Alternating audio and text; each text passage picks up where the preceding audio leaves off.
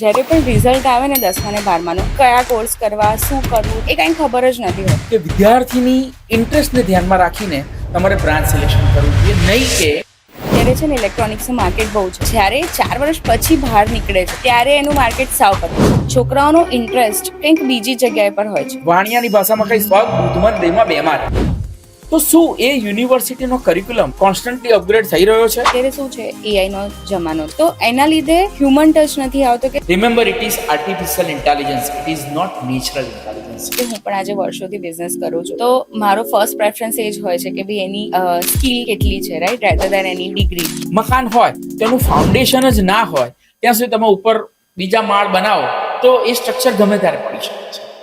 શું તમે એવા વાલી છો જે પોતાના બાળક માટે લાખો રૂપિયા એડમિશનના ખર્ચવા તૈયાર છો, પણ તમને એ નથી ખબર કે તમે જે કોલેજમાં તમારા બાળકને ભણાવવા ઈચ્છો છો એ ખરેખર એને ઇન્ડસ્ટ્રી ઓરિએન્ટેડ એજ્યુકેશન આપશે કે નહીં? શું તમે એવા વિદ્યાર્થી છો કે જેને ખબર નથી કે કયો કોર્સ કે કઈ ડિગ્રી મારા માટે સારી છે અને કયો કોર્સ કે કઈ ડિગ્રી એ મને ફ્યુચરમાં વળતર આપી શકે એમ છે?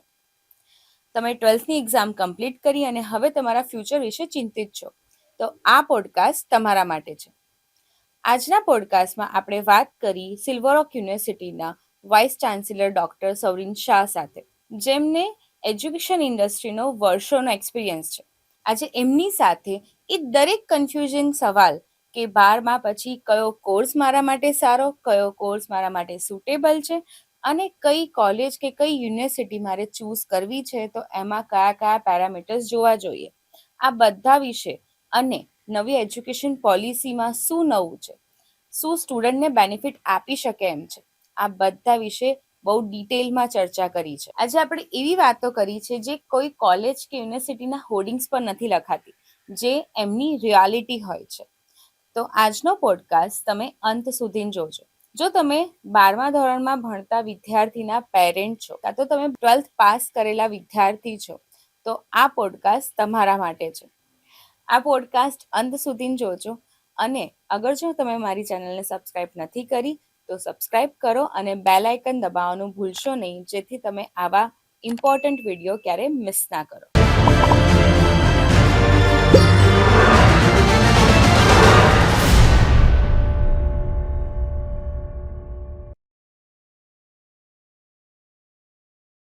Welcome to the chalk and chat shows, doctor Saurin sir.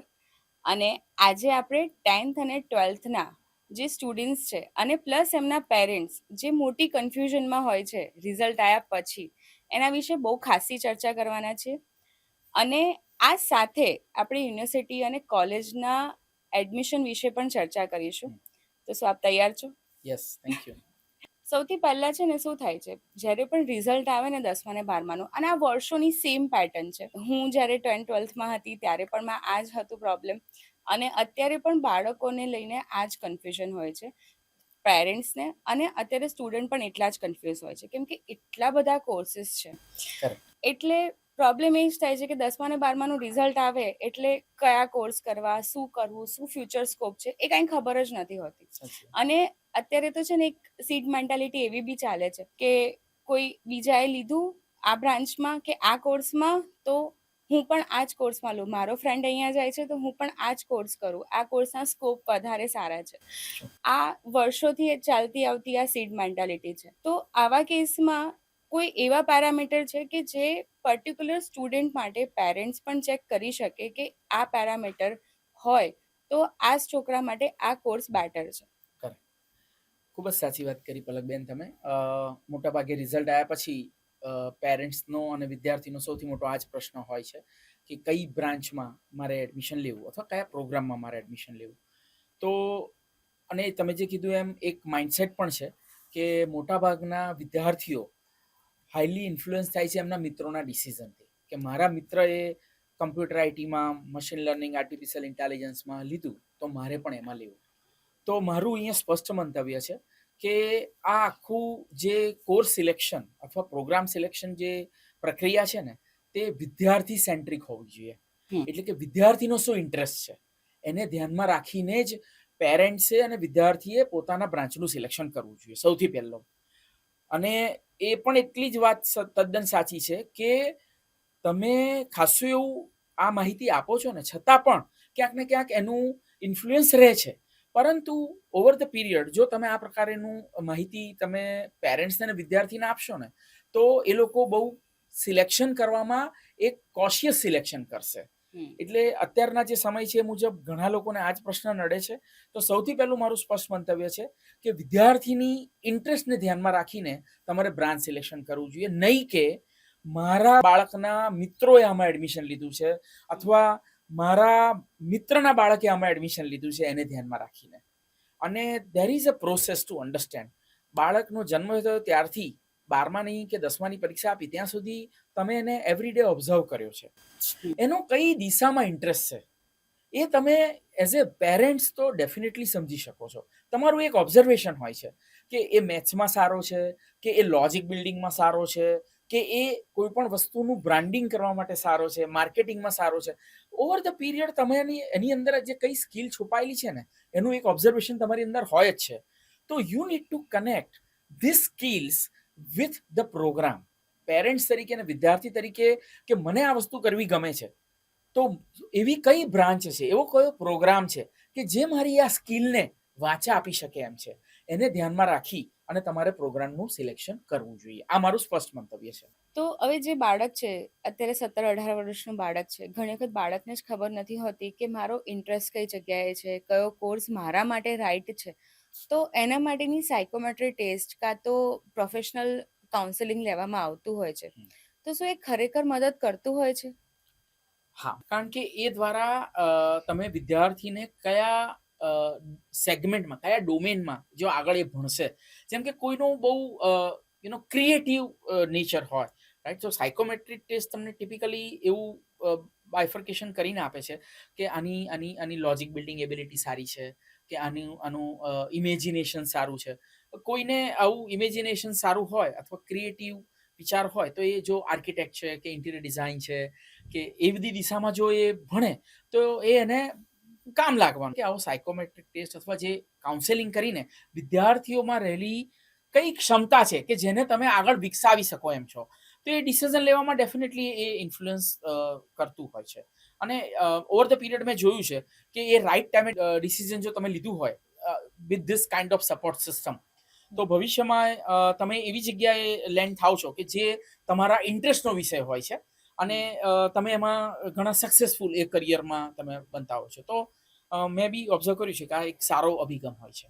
એવું છે ને, મારું એક્ઝામ્પલ આપું કે જ્યારે મારે કોર્સ સિલેક્શનની વાત હતી ત્યારે એ ટાઈમે એવું હતું કે ભાઈ મારો ઇન્ટરેસ્ટ તો છે જ, પણ એની સાથે સાથે એવું બી હતું કે અત્યારે છે ને ઇલેક્ટ્રોનિક્સનું માર્કેટ બહુ છે, તો ચલો તમે ઇલેક્ટ્રોનિક્સમાં લઈ લો.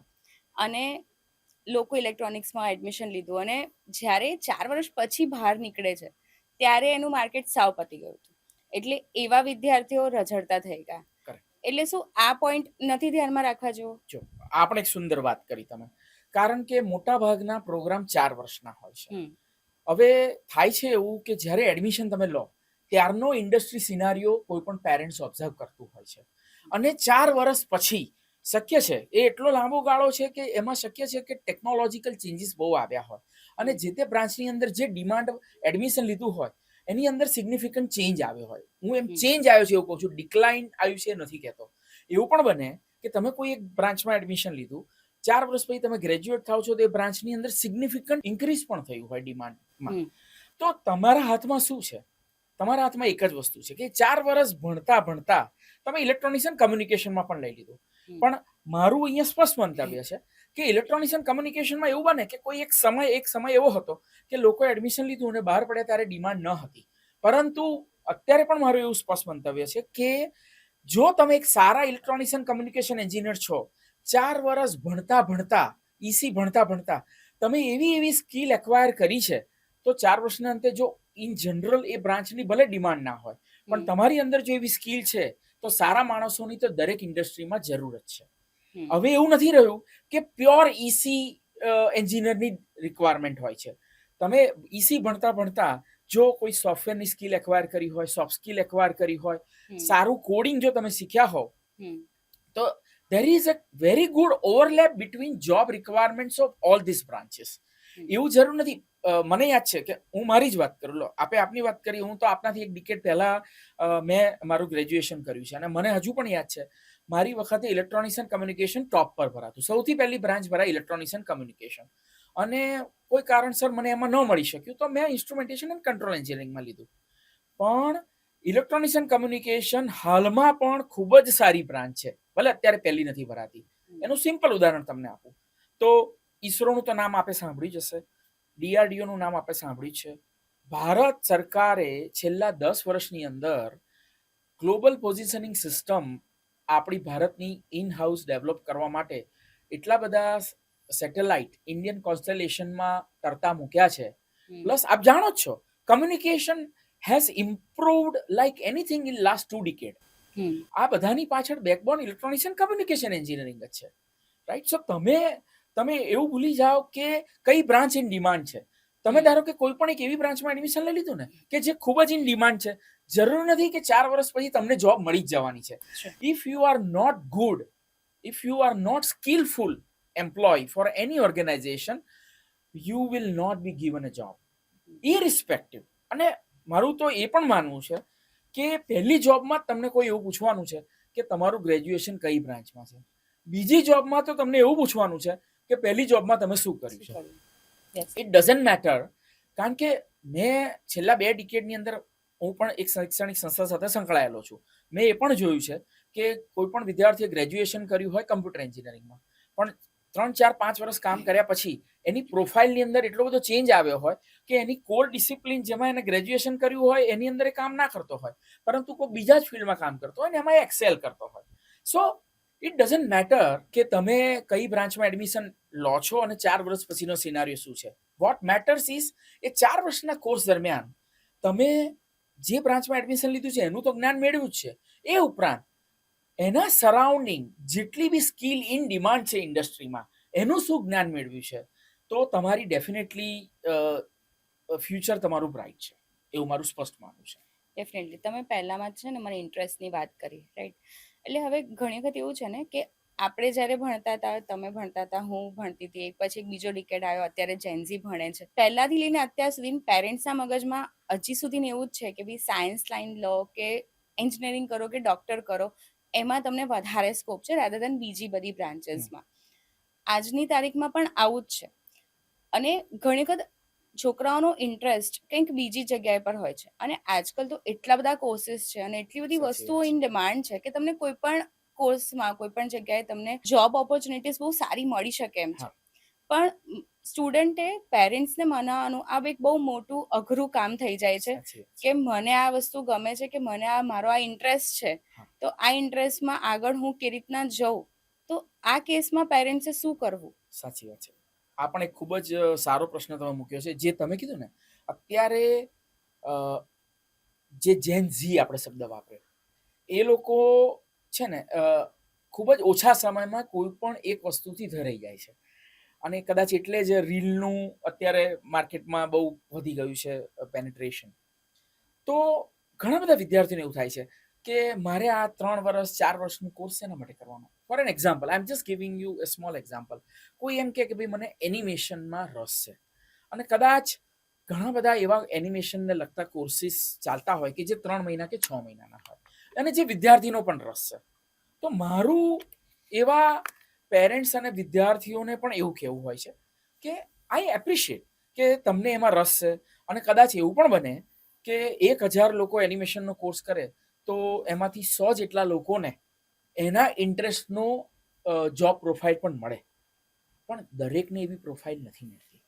એટલે મારું અહીંયા એવું માનવું છે કે તમે કોઈ કન્વેન્શનલ કોર્સ કરો which is a core course irrespective. હું તો એવું પણ કહીશ કે એન્જિનિયરિંગ, મેડિસિન જે તમે કીધું, જરૂર નથી કે એ કરવું. You can pursue your commerce, you can pursue humanities એટલે કે arts, you can pursue science.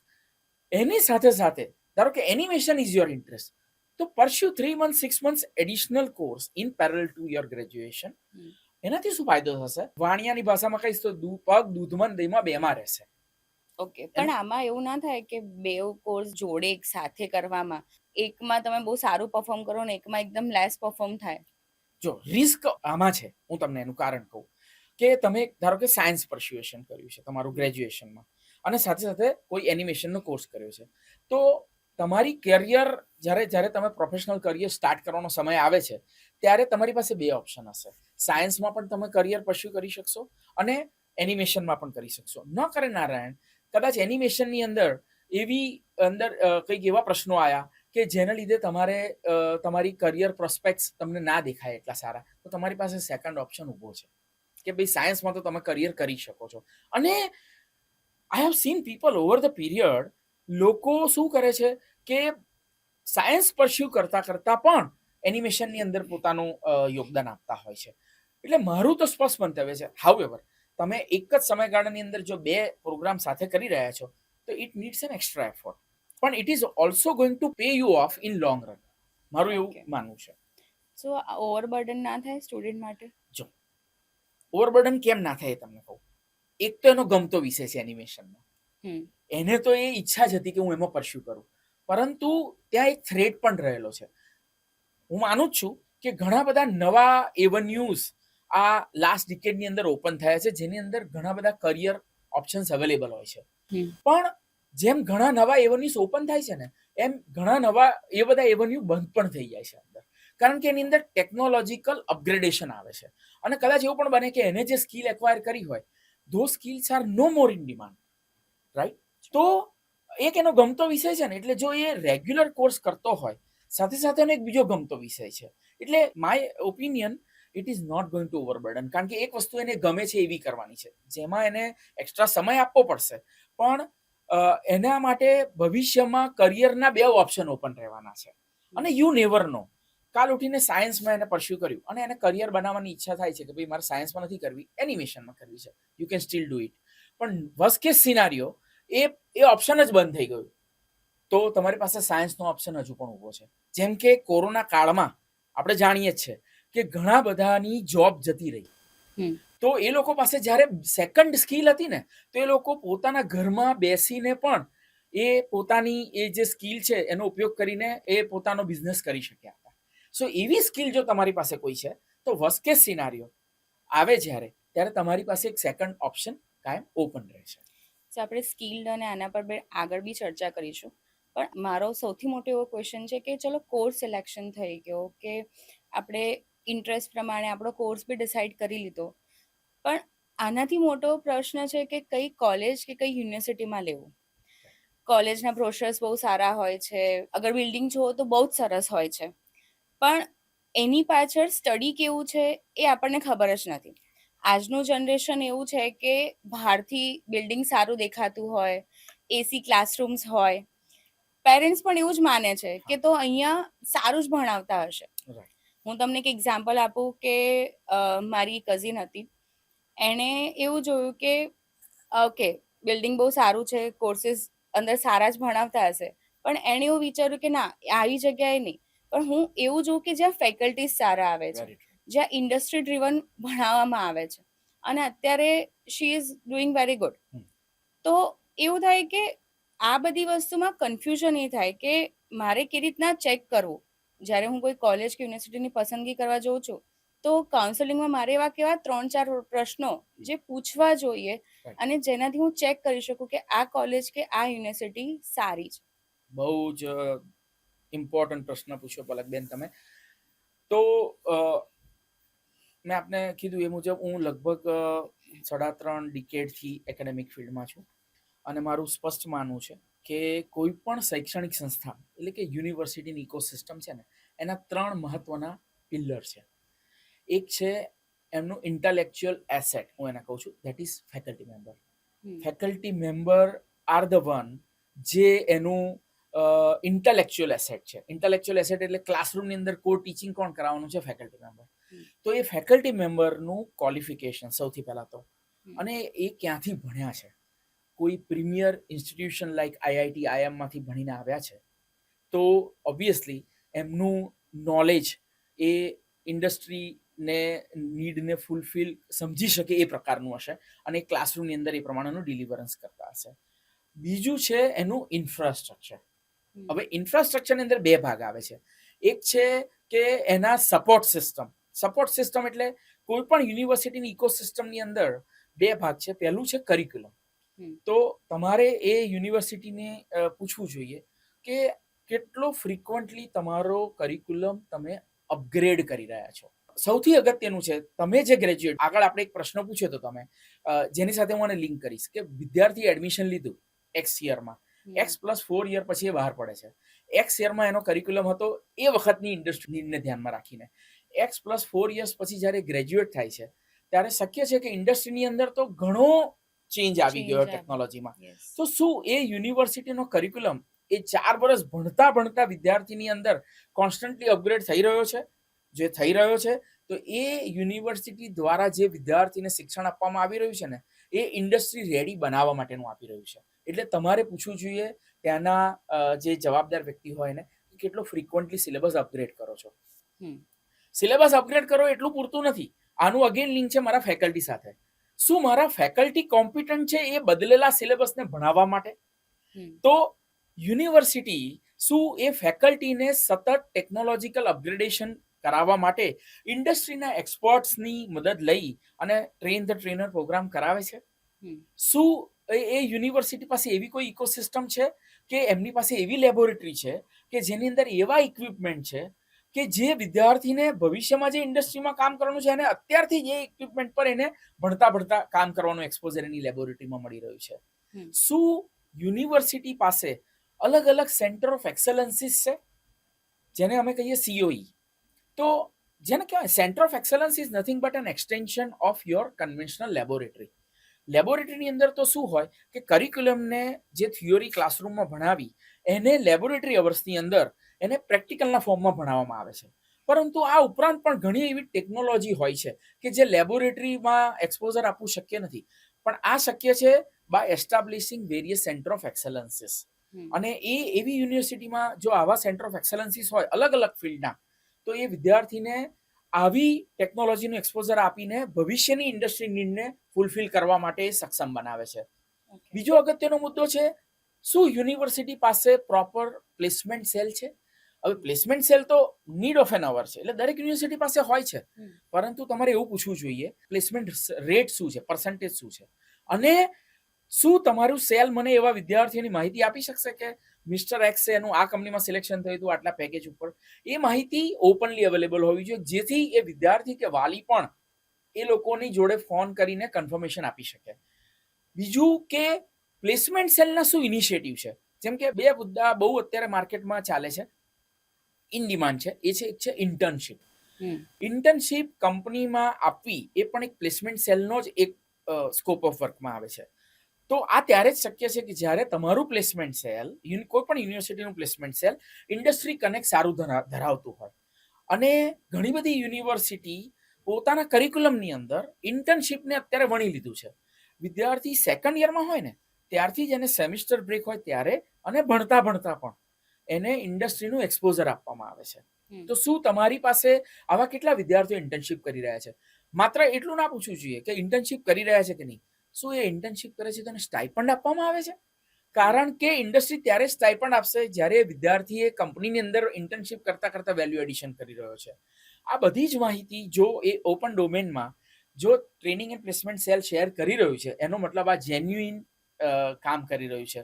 શું તમારા ટ્રેનિંગ એન્ડ પ્લેસમેન્ટ સેલ પાસે એવી કોઈ વ્યવસ્થા છે કે જેમાં કોઈ પણ કંપની કેમ્પસ ઇન્ટરવ્યુ માટે આવે એ પહેલા વિદ્યાર્થીને એ કેમ્પસ ઇન્ટરવ્યુમાં સિલેક્શન થાય એના માટેની કોઈ પ્રાયોર ટ્રેનિંગ આપવામાં આવે છે કે ભાઈ એને રિટન ટેસ્ટ ક્લિયર થાય એના માટે કોઈ તૈયારી કરવામાં આવે છે કે નહીં, એના મોક એક્ઝામ લેવામાં આવે છે કે નહીં, ગ્રુપ ડિસ્કશન અને પર્સનલ ઇન્ટરવ્યુ આ પાર્ટ ઓફ સિલેક્શન પ્રોસિજર હોય છે મોટાભાગની કંપનીનું. તો શું તમારી પાસે એવા કોર્પોરેટ ટ્રેનર છે ટ્રેનિંગ એન્ડ પ્લેસમેન્ટ સેલ પાસે કે જે આ બાબતે તમારા વિદ્યાર્થીઓને તૈયાર કરે છે બિફોર દે એકચ્યુઅલી ફેસ કેમ્પસ ડ્રાઈવ? આવું થવાથી શું થાય છે કે યુનિવર્સિટી પાસે આવી ઇકોસિસ્ટમ ન હોય ને તો ભલે કંપની કેમ્પસ ઇન્ટરવ્યુમાં આવે પણ percentage of student getting selected into that campus drives are less. પણ એવી યુનિવર્સિટી પાસે જો ઇકોસિસ્ટમ હોય તો it is going to definitely secure more percentage placement. બીજું કે યુનિવર્સિટીની ઇકોસિસ્ટમમાં અત્યારે બીજો એક મહત્વનો મુદ્દો છે જે પણ હું અહીંયા વણી લેવા માંગીશ. તમારે એવું પણ પૂછવું જોઈએ કે વિદ્યાર્થીને ઘણીવાર કેવું હોય છે કે એ ખાલી જોબ સીકર બનવા માંગે છે, એ જોબ ગીવર પણ બનવા માંગતો હોય છે. અને આ 4 વર્ષ જ્યારે ગ્રેજ્યુએશન કરે છે ને, ત્યારે જો એ ઓપન માઇન્ડથી વિચાર કરતો હોય ને, તો એની પાસે ઘણા એવા સ્ટાર્ટઅપ આઈડિયાઝ આવતા હોય છે. તો શું યુનિવર્સિટી પાસે એવી કોઈ ઇકોસિસ્ટમ છે, જેને આપણે કહીએ છીએ અત્યારે incubation centre for an example? તો ઘણા બધા વિદ્યાર્થીઓ ભણતા ભણતા પોતાના સ્ટાર્ટઅપ આઈડિયાને એ લોકો યુનિવર્સિટીની ઇકોસિસ્ટમની મદદ લઈ અને ભણતા ભણતા એને રિયાલિટીમાં કન્વર્ટ કરવા માંગતા હોય છે. પરંતુ એવું પણ બને કે યુનિવર્સિટી પાસે એવી કોઈ ઇકોસિસ્ટમ જ ન હોય. તો શું થાય કે over the period he will lose that interest in to startup system, અને 4 વર્ષના અંતે એને જોબ સીકર જ બનવું પડતું હોય છે. પછી he cannot be a job giver. So it always revolves around these 3 pillars. મેં જે આપને કીધું એ પહેલું કે ઇન્ટેલેક્ચ્યુઅલ એસેટ, એટલે ફેકલ્ટીની પ્રોફાઇલ શું છે, એ લોકો ક્યાંથી ગ્રેજ્યુએશન, પોસ્ટ ગ્રેજ્યુએશન અને પીએચડી કર્યું છે, યુનિવર્સિટીની infrastructure support system, how good laboratories they have, how upgraded laboratories they have, center of excellences, આપણે એક ઇન્ફ્રાસ્ટ્રક્ચર સપોર્ટ સિસ્ટમ આવ્યું, ટ્રેનિંગ એન્ડ પ્લેસમેન્ટ સેલ, એ પણ એક આ સિસ્ટમમાં આવ્યું. અને ત્રીજું છે યુનિવર્સિટીનું જે મેનેજમેન્ટ છે, એમની ફિલોસોફી શું છે. This always helps. આપણે જાણીએ છીએ કે કોઈ પણ બ્રાન્ડ આજે સક્સેસફુલ એટલા માટે થઈ છે કારણ કે એના જે બેકબોન છે, એટલે કે એનું જે મેનેજમેન્ટ છે, એનું વિઝન શું છે. શું એ લોકો કોઈ શોર્ટ ટર્મ વિઝનથી ચાલે છે કે લોંગ ટર્મ વિઝનથી? આજે શોર્ટ ટર્મ વિઝન હોય એટલે કદાચ એવું બને કે એ લોકો તમને, જે તમે કીધું એમ, એસી ક્લાસરૂમથી કે એક ખૂબ જ ટેમ્પરરી સુવિધા આપીને તમને એટ્રેક્ટ કરી દે. પરંતુ કેટલા સમયથી એમનું એક્ઝિસ્ટન્સ છે અને એમનું ટેસ્ટિમોનિયલ, એમનો સક્સેસ રેટ શું છે, consistently have they been able to give good placement, what is the retention rate of the faculty members with that university? લાંબા સમય સુધી જો એ લોકો કામ કરી રહ્યા છે ફેકલ્ટી, એનો મતલબ યુનિવર્સિટી મેનેજમેન્ટનું એક ફિલોસોફી એવી છે કે એક પરિવાર તરીકે લોકો કામ કરે છે, અને એવા કેસમાં તમને લોંગ રનમાં ફાયદા જ દેખાવાના છે. તો આના પર હું તમને 2-3 પ્રશ્ન પૂછવા માંગીશ કે સૌથી પહેલું તો તમે જે કીધું કે ફેકલ્ટીઝ ની ક્વોલિફિકેશન શું છે, તો યુઝ્યુઅલી બ્રોશરમાં તો બધાની આગળ ડોક્ટર લખેલું જ હોય છે, રાઈટ? પણ આપણે ઘણી વખત એવો બી પ્રોબ્લેમ્સ જોતા હોઈએ છીએ કે ફર્સ્ટ સેકન્ડ યરમાં મોસ્ટલી વિઝિટિંગ ફેકલ્ટીઝ આવતી હોય છે. તો એવા ટાઈમમાં બધું ચેક કેવી રીતના કરવું? કેમ કે વિઝિટિંગ ફેકલ્ટીઝ તમને એટલું સારું નથી ભણાવી શકવાની જેટલી એક્સપિરિયન્સ ફેકલ્ટીઝ ભણાવી શકવાની છે. અને બીજું કે જ્યારે આપણે ઇન્ડસ્ટ્રી ડ્રીવનની વાત કરીએ છીએ, તો જે ઇન્ડસ્ટ્રીના એક્સપર્ટ્સ છે, એ જ્યારે આવીને તમને ગાઈડન્સ આપે છે કે એ તમને જે રીતના ભણાવે છે, એ રીતના ફેકલ્ટીનો કોઈ ઇન્ડસ્ટ્રી એક્સપોઝર નથી હોતો. તો એવા ટાઈમે એ ફેકલ્ટી કે જેનું ઇન્ડસ્ટ્રી એક્સપોઝર જ નથી, એ ફેકલ્ટી સ્ટુડન્ટ્સને ઇન્ડસ્ટ્રી ડ્રીવન કેવી રીતના રેડી કરી શકશે? સૌથી પહેલા તો હું એ કેસમાં એવી સલાહ આપીશ કે વેબસાઇટ પરથી તમને યુનિવર્સિટીની રિસોર્સિસ, ફેકલ્ટી મેમ્બરની પ્રોફાઇલ, એ બધી માહિતી મળી શકે છે. But there is always a way out. તમે એ સ્થળની ફિઝિકલ વિઝિટ કરો. Students are very important stake holders. Customer and user is the one who can give you the right opinion, right? So હું તો સ્ટ્રોંગલી એવી સલાહ આપીશ દરેક વિદ્યાર્થીને અને પેરેન્ટ્સને કે જે યુનિવર્સિટી તમે શોર્ટલિસ્ટ કરી હોય, સે 3, 4, 5 એવી યુનિવર્સિટી કે જ્યાં તમને ઈચ્છા છે કે કદાચ હું મારું ગ્રેજ્યુએશન અહીંથી પરસ્યુ કરીશ, તો એવી યુનિવર્સિટીની પર્સનલ વિઝિટ કરી અને ત્યાંના જે સ્ટેક હોલ્ડર્સ હોય એની સાથે ચર્ચા કરવી જોઈએ. ફેકલ્ટી સાથે પણ તમે વિનંતી કરો તો યુનિવર્સિટી તમને એવું કહી શકે છે કે તમારે ફેકલ્ટી સાથે મુલાકાત પણ કરાવી શકે છે. તમે એવી વિનંતી કરી શકો કે અમારે આ પ્રોગ્રામમાં એડમિશન લેવામાં રસ છે, શું અમે એમના પ્રિન્સિપલ સાહેબ સાથે ઇન્ટરેક્શન કરી શકીએ છીએ?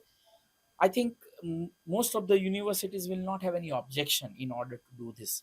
અને જો તમે એમ કહો કે ભાઈ બતાવે પ્રોફાઇલ કે બહુ ડોક્ટરેટ છે, ડોક્ટર લખ્યું હોય પ્રિફિક્સ, પણ હકીકતમાં જો વિઝિટિંગ ફેકલ્ટી ચાલતું હોય, તો એ સિનારીઓ મારા માટે તો એવું છું, હું એને લઈશ કે એ બહુ લાંબુ ન ચાલે, રાઈટ? આજે ને એને કાલે તો ખબર જ પડવાની છે કે નામ બળે ઓર દર્શન ખોટે, એવી વાત થઈ જાય.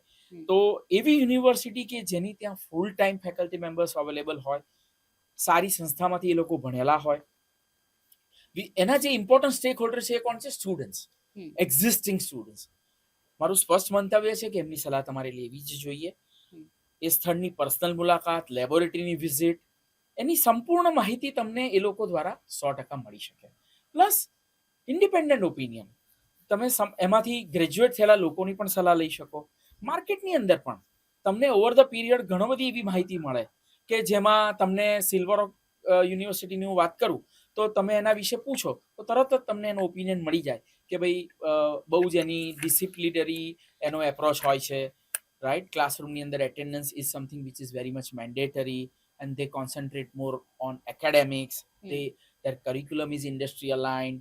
એ લોકો વિદ્યાર્થીને ઇન્ડસ્ટ્રી રેડી બનાવવા માટે પૂરેપૂરો પ્રયત્ન કરતા હોય છે. આ તો મેં એક ઉદાહરણ આપ્યું, પણ આવી કોઈ પણ યુનિવર્સિટી જે તમે શોર્ટલિસ્ટ કરી હોય એનું તમે ઓપિનિયન માંગો તો થર્ડ પાર્ટી ઇન્ડિપેન્ડન્ટ ઓપિનિયન પણ માર્કેટમાંથી મળી રહે, અને બીજું કે એના ઇમ્પોર્ટન્ટ સ્ટેક હોલ્ડર્સ પાસેથી પણ મળી રહે. એની physical visit is something which is I strongly recommend, right. અને એમના જે સ્ટેક હોલ્ડર્સ એની સાથે મુલાકાત કરો. અને આપણે બીજી વાત કરી, આમાં ઘણીવાર યુનિવર્સિટીનું લોકેશન પણ બહુ મેટર કરતું હોય છે. કોઈ એવી યુનિવર્સિટી હોય કે જે ઇન્ડસ્ટ્રી અલાઇન કરિક્યુલમ તો બનાવવા માંગતી હોય, બનાવી પણ દીધો, પણ એનું ઇમ્પ્લિમેન્ટેશન મેં આગળ પણ વાત કરી કે ફેકલ્ટીનું કોન્સ્ટન્ટ અપગ્રેડેશન પણ જરૂરી છે. ફેકલ્ટી ભણ્યા છે પ્રીમિયર ઇન્સ્ટિટ્યુશનમાંથી, પણ over the period they also need to be upgraded. તો એના માટે તમારી ઇન્ડસ્ટ્રીના એક્સપર્ટને બોલાવવા હોય. હવે તમારું યુનિવર્સિટીનું લોકેશન જ એ રીતનું હોય, રિમોટલી લોકેટેડ હોય, તો ઇન્ડસ્ટ્રીના એક્સપર્ટને ત્યાં જવામાં આવવામાં ઇનકન્વિનિયન્સ રહે. જ્યારે તમારું યુનિવર્સિટીનું લોકેશન એવી કોઈ જગ્યાએ હોય કે જેમાં નિયર બાય વિસિનિટીમાં ઘણી બધી ઇન્ડસ્ટ્રીઝ હોય, તો ઇન્ડસ્ટ્રી એક્સપર્ટ્સને પણ ત્યાં જઈને એક્સપર્ટ લેક્ચર લેવામાં, ફેકલ્ટીને સ્કિલ આપવામાં, જઈને અપગ્રેડ કરાવવામાં કોઈ પ્રશ્ન નડે નહીં. એટલે યુનિવર્સિટીનું લોકેશન પણ બહુ મેટર કરે છે. યુનિવર્સિટી લોકેશનની સાથે હું બીજી પણ આપને વાત કરીશ કે વિદ્યાર્થી અને વાલીનો બંનેનો અભિગમ આ રીતનો હોવો જોઈએ કે તમારે એવું નહીં વિચારવાનું કે મારા કોલેજના અવશ્ય 10 થી 3 કે 10 થી 4 તો એ દરમિયાન જ હું યુનિવર્સિટીમાં જઈશ. કારણ કે જે સારી યુનિવર્સિટી હોય છે ને એ તો એજ્યુકેશનના જે અવર્સ હોય છે ક્લાસરૂમના 10 થી 4 એ પહેલા ને પછી પણ વિદ્યાર્થીઓને ઘણી બધું સ્કિલ આપવાનું કામ કરતા હોય છે. તો લોકેશન કઈ રીતે મેટર થાય કે કોઈ એવી યુનિવર્સિટી છે જે રિમોટલી લોકેટેડ છે, ઓબ્વિયસલી વિદ્યાર્થીએ ટ્રાન્સપોર્ટ સિસ્ટમનો ઉપયોગ કરીને ઘરે આવી જવું પડે, કારણ કે યુનિવર્સિટીની ટ્રાન્સપોર્ટ સિસ્ટમમાં જ એ ડિપેન્ડન્ટ હોય. હાઈવે પર જવા માટે એને પેરેન્ટ્સ પણ ના ઈચ્છે કે હાઈવે પર જાતે ડ્રાઈવ કરીને જાય. તો કોલેજ અવર્સ ચાલુ થાય ત્યારે એને પહોંચવાનું, કોલેજ અવર્સ પૂરા થાય એટલે એને યુનિવર્સિટી કેમ્પસથી ઘરે જવા માટે નીકળી જવાનું. તો લોકેશનનો અહીંયા શું ફાયદો છે કે એવી કોઈ યુનિવર્સિટી હોય કે જે ઇઝીલી એક્સેસિબલ હોય, વિધિન સિટી લિમિટ્સ હોય, તો એવી જગ્યાએ બાળક વહેલો પણ પહોંચી શકે છે. ભણવાનું ચાલુ થાય એ પહેલા પણ ઘણા, મેં જે તમને કીધું સેન્ટર ઓફ એક્સેલન્સીસ, એની અંદર ઘણા બધા એવા સ્કિલ આપવાના ઇવેન્ટ્સ થતા હોય છે, એવા વર્કશોપ થતા હોય છે જે કોલેજ અવર્સ પહેલા ચાલુ થાય. કોલેજ અવર્સ પછી આ બધું જ, ધારો કે ઇન્ક્યુબેશન સેન્ટર છે, ટ્રેનિંગ પ્લેસમેન્ટ સેલે કોઈ સેશન રાખ્યું છે કે જેમાં ઇન્ડસ્ટ્રી એક્સપર્ટ આવીને એને કમ્યુનિકેશન સ્કિલ પર તૈયાર કરી રહ્યા છે, રિઝ્યુમ રાઇટિંગ પર તૈયાર કરી રહ્યા છે, તો એ વિદ્યાર્થીને અનુકૂળતા રહે છે કે કોલેજ અવર્સ પછી પણ હું આ કલાક 2 કલાક રોકાઈ અને આવી બધી સ્કિલ મારી અંદર એડ કરું અને શાંતિથી હું છતાં પણ 7 વાગે તો ઘરે પહોંચી શકવાનો છું. એટલે location of university is also very important, right. કે વાઇલ ચૂઝિંગ પ્રોગ્રામ એકલો મહત્વનો નથી, યુનિવર્સિટીનું લોકેશન ને જે એની આખી complete ecosystem, that's the word which we use, any complete support ecosystem પણ બહુ મેટર કરે છે. કારણ કે આ 4 વર્ષની જે જર્ની છે જે વિદ્યાર્થી કરી રહ્યો છે એની અંદર માત્ર એને જ્ઞાન નથી મેળવવાનું, એને અલગ અલગ ઇવેન્ટમાં પણ ભાગ લેવાનું છે, એફડીપી અલગ અલગ વર્કશોપ પણ એટેન્ડ કરવાના છે. તો આ બધું ક્યારે કરશે? ભણવાના ભોગે નથી કરવાનું. ભણતા ભણતા કોલેજ અવર્સ પહેલા, કોલેજ અવર્સ પછી રહીને. એટલે યુનિવર્સિટી શું આ પ્રકારની ઇકોસિસ્ટમ આપે છે તમને? જો આપતી હોય તો ઇટ ઇઝ ગેરંટીડ કે 4 વર્ષના અંતે એ માત્ર એક ડિગ્રી સર્ટિફિકેટ લઈને બહાર નથી નીકળવાનો. એની પાસે એવી ઘણી બધી એડ ઓન સ્કિલ્સ હશે કે જે આ યુનિવર્સિટી ઇકોસિસ્ટમને લીધે એને મળી છે. એના લીધે એનું ઇન્ડસ્ટ્રીની અંદર સિલેક્શન થવું અથવા એક એન્ટરપ્રિન્યોર બનવા માંગતો હોય તો પણ એના સક્સેસના ચાન્સીસ ખૂબ જ વધી જાય છે.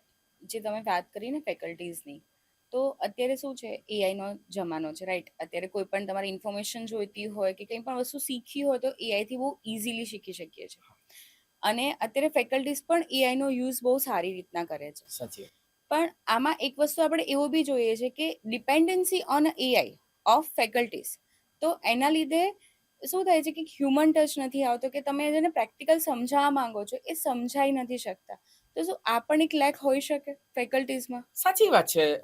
હું વાત કરું કે આજથી 2-3 ડિકેડ પહેલાના કોઈ પ્રોફેસર હતા, તો ત્યારે તો એઆઈ નામની કોઈ વસ્તુ ન હતી. તો અત્યારના જે ફેકલ્ટી છે ને, એ ડેફિનેટલી એમની અંદર એવી સ્કિલ હોવી જ જોઈએ કે જે એઆઈનો ઉપયોગ કરી શકે. રાઈટ?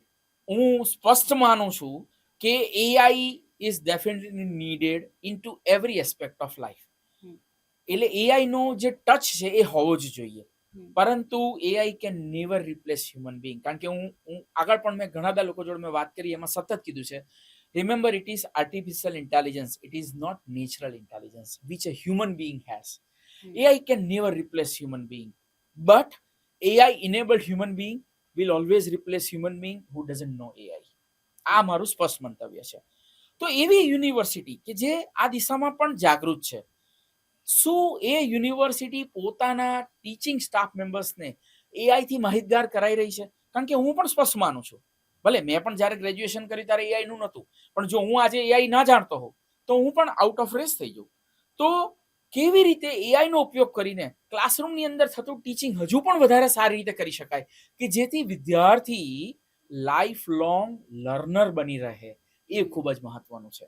અને મેં રિસન્ટલી, હું મારી જ વાત કરું તો અમારી યુનિવર્સિટીની અંદર હમણાં 1 મહિના પહેલા જ અમે બેંગ્લોરથી એક સ્પેશિયલ એઆઈ એક્સપર્ટને બોલાવ્યા અને એને મારા યુનિવર્સિટીના અમારા બધા જ પ્રોફેસરોને અમે એઆઈ ટૂલનો ઉપયોગ કેવી રીતે કરી શકે અને એના ફિનોમિનલ રિઝલ્ટ અમે જોયા છે કે અમારા faculty now they are very much excited કે આ જે ટોપિક છે, અમે જે ભણાવતા હતા, અમને પૂરતું જ્ઞાન છે આ ટોપિકનું અને અમે સારી રીતે ભણાવતા હતા, પણ આ એઆઈનું ફ્લેર એડ કરવાથી હવે અમને એવું લાગે છે કે કદાચ આ વસ્તુ અમે સમજાવીશું ને, એ વિદ્યાર્થી ખૂબ જ હજુ વધારે સારી રીતે સમજી શકશે અને લાંબા સમય સુધી એની અન્ડરસ્ટેન્ડિંગ રહેશે. જેને કહેવાય he should become a life long learner.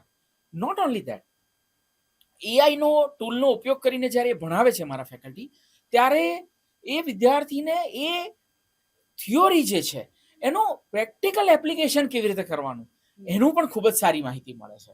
એટલે મારું સ્પષ્ટ માનવું છે કે કોઈ પણ યુનિવર્સિટીની ઇકોસિસ્ટમમાં જેમ મેં કીધું, intellectual asset is there faculty members, અને એ લોકો પણ જેમ curriculum time to time upgrade થવો જોઈએ, એવી રીતે ફેકલ્ટીને પણ તમારે સતત અપડેટ અને અપગ્રેડ કરવા જ પડે. અને એઆઈ ટૂલથી અપગ્રેડ કરેલા જે ફેકલ્ટી હોય તે ડેફિનેટલી એ યુનિવર્સિટીની ઇકોસિસ્ટમમાં ઘણી બધી વેલ્યુ એડિશન એડ કરી જ શકે છે. શ્યોર. સો અત્યારે આપણે છે ને અહીંયા બહુ સાંભળીએ છીએ કે નેક વિશે, રાઈટ? તો એવું માનીએ છીએ, સ્પષ્ટપણે લોકોનું બી એવું માનવું છે કે જો નેક સર્ટિફાઈડ હોય તો યુનિવર્સિટી સારી જ હોય છે. તો આપણે થોડીક બેઝિક ઇન્ફોર્મેશન આપો કે નેક એ શું છે અને એ સર્ટિફિકેશન માટેની પ્રોસેસ શું હોય છે? So national assessment and accreditation council, government of ઇન્ડિયાનું, મિનિસ્ટ્રી ઓફ એચઆરડીનું આ અભિગમ છે, જેમાં યુનિવર્સિટીની જે એજ્યુકેશન સિસ્ટમ છે એની ક્વોલિટી પર એ લોકો મેઝર કરે છે. So you know they have certain parameters, એ લોકોના અલગ અલગ ક્રાઇટેરિયા છે, જેમાં how frequently you are changing your curriculum. ખાલી આ બોલવા પૂરતું નથી. એ લોકો જ્યારે તમારું એસેસમેન્ટ કરે છે ત્યારે તમારો આ કરિક્યુલમ જ્યારે અપગ્રેડ કરવા માંગો છો તો કયા લોકો એ કમિટીમાં છે. Do you have industry representative into it or not? You have senior academicians into your committee or not? Do you have alumni contribution into this or not?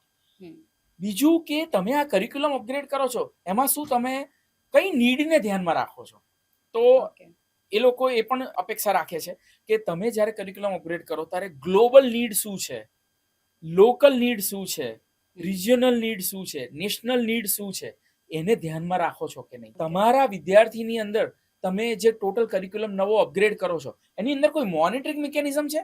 ખાલી મેં કીધું એમ કરિક્યુલમ બનાવી દીધો, ફેકલ્ટી જે ભણાવવાના છે એ કરિક્યુલમ એને તમે અપગ્રેડ કરી દીધા, ફેકલ્ટી એને ભણાવી પણ રહ્યા છે, પણ do you have a mechanism to monitor કે તમે તો વિદ્યાર્થીને ભણાવી રહ્યા છો, વિદ્યાર્થી સરખું સમજી રહ્યો છે કે નહીં? Do you have any mechanism કે ત્યાં ટીચિંગ, લર્નિંગ, પેડાગોગીનું મોનિટરિંગ થાય છે કે નહીં? તો એ મોનિટર કે રીતના થતું હોય? સો ધેર આર વેરિયસ મિકેનિઝમ્સ, જેને કહીએ અમે સ્ટુડન્ટ સેન્ટ્રિક લર્નિંગ. એટલે વિદ્યાર્થીને ટીચિંગ જ્યારે કોઈ પણ ટોપિકનું કરવામાં આવતું હોય, સ્ટુડન્ટ સેન્ટ્રિક લર્નિંગ એ અભિગમ તમે કરી રહ્યો છો. એના અલગ અલગ વિષયો છે કે ભાઈ project base learning, problem base learning, case study base learning, right? કે ફોર એન એક્ઝામ્પલ હું તમને એક સિમ્પલ ઉદાહરણ આપું કે લો ભણતો વિદ્યાર્થી છે, તો કન્વેન્શનલ યુનિવર્સિટી હોય તો એમાં લોનું કરિક્યુલમ હોય એને ભણાવવામાં આવે. અને હું આનું કરિક્યુલમ અપગ્રેડની વાત કરું તો ભારતીય ન્યાય સંહિતા હમણાં નવું આપણી અંદર એક એડ થયું. આપણા બધા થોડા જે લો હતા એને અપગ્રેડ કર્યા. તો કરિક્યુલમમાં એને વણી તો લીધું, બરાબર છે, તો પણ ફેકલ્ટીને બીએનએસ વિશે માહિતી આપી, તો એ ફેકલ્ટી ક્વોલિફિકેશન અપગ્રેડેશન સિનિયર એડવોકેટ્સને બોલાવી અને ફેકલ્ટીનો ટ્રેન ધ ટ્રેનર પ્રોગ્રામ કર્યો. પરંતુ એના વિશે શું એ યુનિવર્સિટીમાં મૂટ કોર્ટ જેવી કોઈ વ્યવસ્થા છે જેની અંદર moot court is mimic of actual court, એટલે જે સેશન્સ કોર્ટ હોય, હાઈ કોર્ટ હોય અને સુપ્રીમ કોર્ટ હોય, એની અંદર એ કરિક્યુલમની અંદર એ લોકોને વિદ્યાર્થીઓને કેસ આપવામાં આવે. એમાં એક વિદ્યાર્થી ફેવરમાં બોલે, એક વિદ્યાર્થી સામેવાળાના વકીલ તરીકે બોલે અને ત્યાં એક જજ પણ હોય. સો એમને કેસ આપવામાં આવે જેની ઉપર લિટરલી બંને સાઈડના જે વકીલ હોય, જે વિદ્યાર્થીઓ હોય, એ આર્ગ્યુમેન્ટ કરે અને based on there argument and documentary evidences they have provided, જજ જે છે તે એ પર્ટિક્યુલર કેસનું જજમેન્ટ આપે. ઇમેજિન આજથી કદાચ થોડાક સમય પહેલા આ રીતનો સિનારિયો ન હતો. ઘણીવાર એવું થતું કે ભાઈ જૂની વાત કરીએ તો વકીલ જે હોય એ કદાચ એકચ્યુઅલ પ્રેક્ટિસ ચાલુ કરે ત્યારે જ કોર્ટમાં જઈને સિનારિયો ફેસ કરતા. કોઈ એક યુનિવર્સિટીની અંદર આ રીતની મોટ કોર્ટની વ્યવસ્થા છે, શું એમાં એક્સટર્નલ એક્સપર્ટ જજ તરીકે આવી અને આ રીતે વિદ્યાર્થીઓના આર્ગ્યુમેન્ટેટિવ, એમને ડ્રાફ્ટિંગ એમનું કેવું છે, એ લોકો એવિડન્સીસ કેવી રીતે મૂકી રહ્યા છે, બરાબર છે, એને જેમ રિયલમાં કોર્ટની અંદર કેસનું હિયરિંગ થતું હોય એ રીતનું સિનારિયો વિદ્યાર્થીઓને આપવામાં આવે. તો ઇમેજિન એ વિદ્યાર્થી જ્યારે બહાર પડે અને કોઈ પણ સિનિયર કાઉન્સિલની ત્યાં જોબ ચાલુ કરે ત્યારે એ ઓલમોસ્ટ રિયલ ટાઈમ સિનારીઓ માટે તૈયાર થયેલો હોય છે. તો આ બધું ખૂબ જરૂરી છે. કરિક્યુલમ એટલે આને જે કહેવાય સ્ટુડન્ટ સેન્ટ્રિક લર્નિંગ. આમાં વિદ્યાર્થીનું ઇન્વોલ્વમેન્ટ કરવામાં આવે અને એના પરથી એનું એસેસમેન્ટ. આ એની પ્રેક્ટિકલ પરીક્ષા થઈ ગઈ. તો શું નેક આટલી બધી વસ્તુ ડીપ ડાઉન થઈને ચેક કરે ખરી? સો ધેર ઇઝ અ વે. એ લોકો જ્યારે યુનિવર્સિટીનું એસેસમેન્ટ કરે છે ત્યારે મેં જે કીધું એમ વિદ્યાર્થીઓની સાથે પણ ઇન્ટરેક્શન કરે છે અને જાણે છે કે શું તમને આવો કેસ સ્ટડી કરાવવામાં આવે છે, તમને શું ઇન્ડસ્ટ્રીના એક્સપર્ટ આવીને તમારો એક્સપર્ટ લેક્ચર લે છે. માની ના લે એ લોકો, એના ડોક્યુમેન્ટરી એવિડન્સીસ જોઈએ. ફોટોગ્રાફ બી જો તમે બતાવો તો એ જીઓ ટેગ વાળો, ડેટ, એમાં એનું જીઓગ્રાફિક લોકેશન, બધા એવિડન્સીસ હોય. એટલે આ એક પર્ટિક્યુલર ક્રાઇટેરિયા થયો. બીજો ક્રાઇટેરિયા છે ઇન્ફ્રાસ્ટ્રક્ચર. ઇન્ફ્રાસ્ટ્રક્ચર એટલે મેં જે આપને આગળ વાત કરી કે એ લોકો એનું એસેસમેન્ટ કરે છે કે શું તમારી પાસે ઇન્ડસ્ટ્રી રેડી સેટઅપ છે કે નહીં. લેબોરેટરી છે તો એની અંદર જે સાધનો છે તે હાલમાં ઇન્ડસ્ટ્રીમાં જે ટેકનોલોજી વપરાય છે એને અનુકૂળ છે કે નહીં. ઓબ્સોલેટ થઈ ગયેલા સાધનો હોય તો you are not going to prepare student who is really industry ready. પણ શું તમારી પાસે એવા સાધનો છે કે નહીં. ત્રીજો મુદ્દો ખૂબ જ મહત્વનો, જે મેં આગળ પણ વાત કરી હતી કે ફેકલ્ટી મેમ્બર, એ લોકોનું રિસર્ચ કોન્ટ્રીબ્યુશન શું છે. ફેકલ્ટી મેમ્બરનું ક્વોલિફિકેશન છે, તમે એની સ્કિલ અપગ્રેડ કરો છો, પરંતુ એનું રિસર્ચ કોન્ટ્રીબ્યુશન શું છે. શું એ લોકો સારી જર્નલની અંદર એ લોકો રિસર્ચ પેપર પોતાનું પબ્લિશ કરી રહ્યા છે. It is also a recognition of faculty member. તમારા કેટલા ફેકલ્ટી મેમ્બરે કેટલી પેટન્ટ ફાઇલ કરી છે. આ બતાવે છે કે કેટલા તમારા ફેકલ્ટી અપગ્રેડ થયેલા છે. પેટન્ટ ફાઇલ કરી છે એનો મતલબ they are very innovative. Patent તો જ તમને એપ્રુવલ મળે કે જો તમારો કોઈ ઇનોવેટિવ આઈડિયા હોય. રિસર્ચ પેપર તો જ તમારું સારી જર્નલમાં પબ્લિશ થાય જો તમારું એ કામ કોઈએ પાસમાં ન કર્યું હોય. અને સતત આ બાબતે અને એનું તમને માર્ક્સ આપવામાં આવે છે. આ એક ત્રીજો મુદ્દો છે. ચોથો છે તમારો ઇન્ફ્રાસ્ટ્રક્ચર, જે મેં આગળ વાત કરી. વિદ્યાર્થી સ્ટુડન્ટ સપોર્ટ સિસ્ટમ.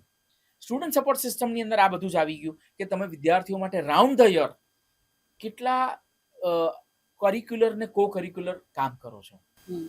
જેમ કે એ લોકો ઈચ્છે છે કે તમારો વિદ્યાર્થી માત્ર એવો ના હોવો જોઈએ કે ટેક સેવી હોય, ટેકનોલોજી સાથે કનેક્ટેડ હોય. એ વિદ્યાર્થી એટલો જ સોશિયલી રિસ્પોન્સિબલ હોવો જોઈએ. તો શું તમારી યુનિવર્સિટીની અંદર એનએસએસ, એનસીસી, બીએસજી એટલે કે ભારત સ્કાઉટ એન્ડ ગાઈડ એવી આ વર્ટિકલ્સ છે કે જેની અંદર વિદ્યાર્થીને મેમ્બર બની અને ગામડા સુધી, છેવાડાના માનવી સુધી જઈ અને એને મદદરૂપ થવાની ભાવના ડેવલપ થાય છે. કારણ કે કોઈ પણ દેશ સક્સેસફુલ ત્યારે જ કહેવાય કે જ્યારે છેલ્લા માણસ સુધી એ સુવિધા તમે પહોંચાડી શકો. તો કંઈક ઇનોવેશન કરવાનો છે, પણ શું એનું ઇનોવેશન એવું છે કે જે સૌથી લેસ એફોર્ડેબલ માણસ છે એને ફાયદારૂપ થઈ રહ્યું છે. તો એવી યુનિવર્સિટી ની અંદર એ લોકો માર્ક્સ આપે છે કે જેની અંદર સારું આવું NSS NCC BSG નું કાર્ય થતું હોય.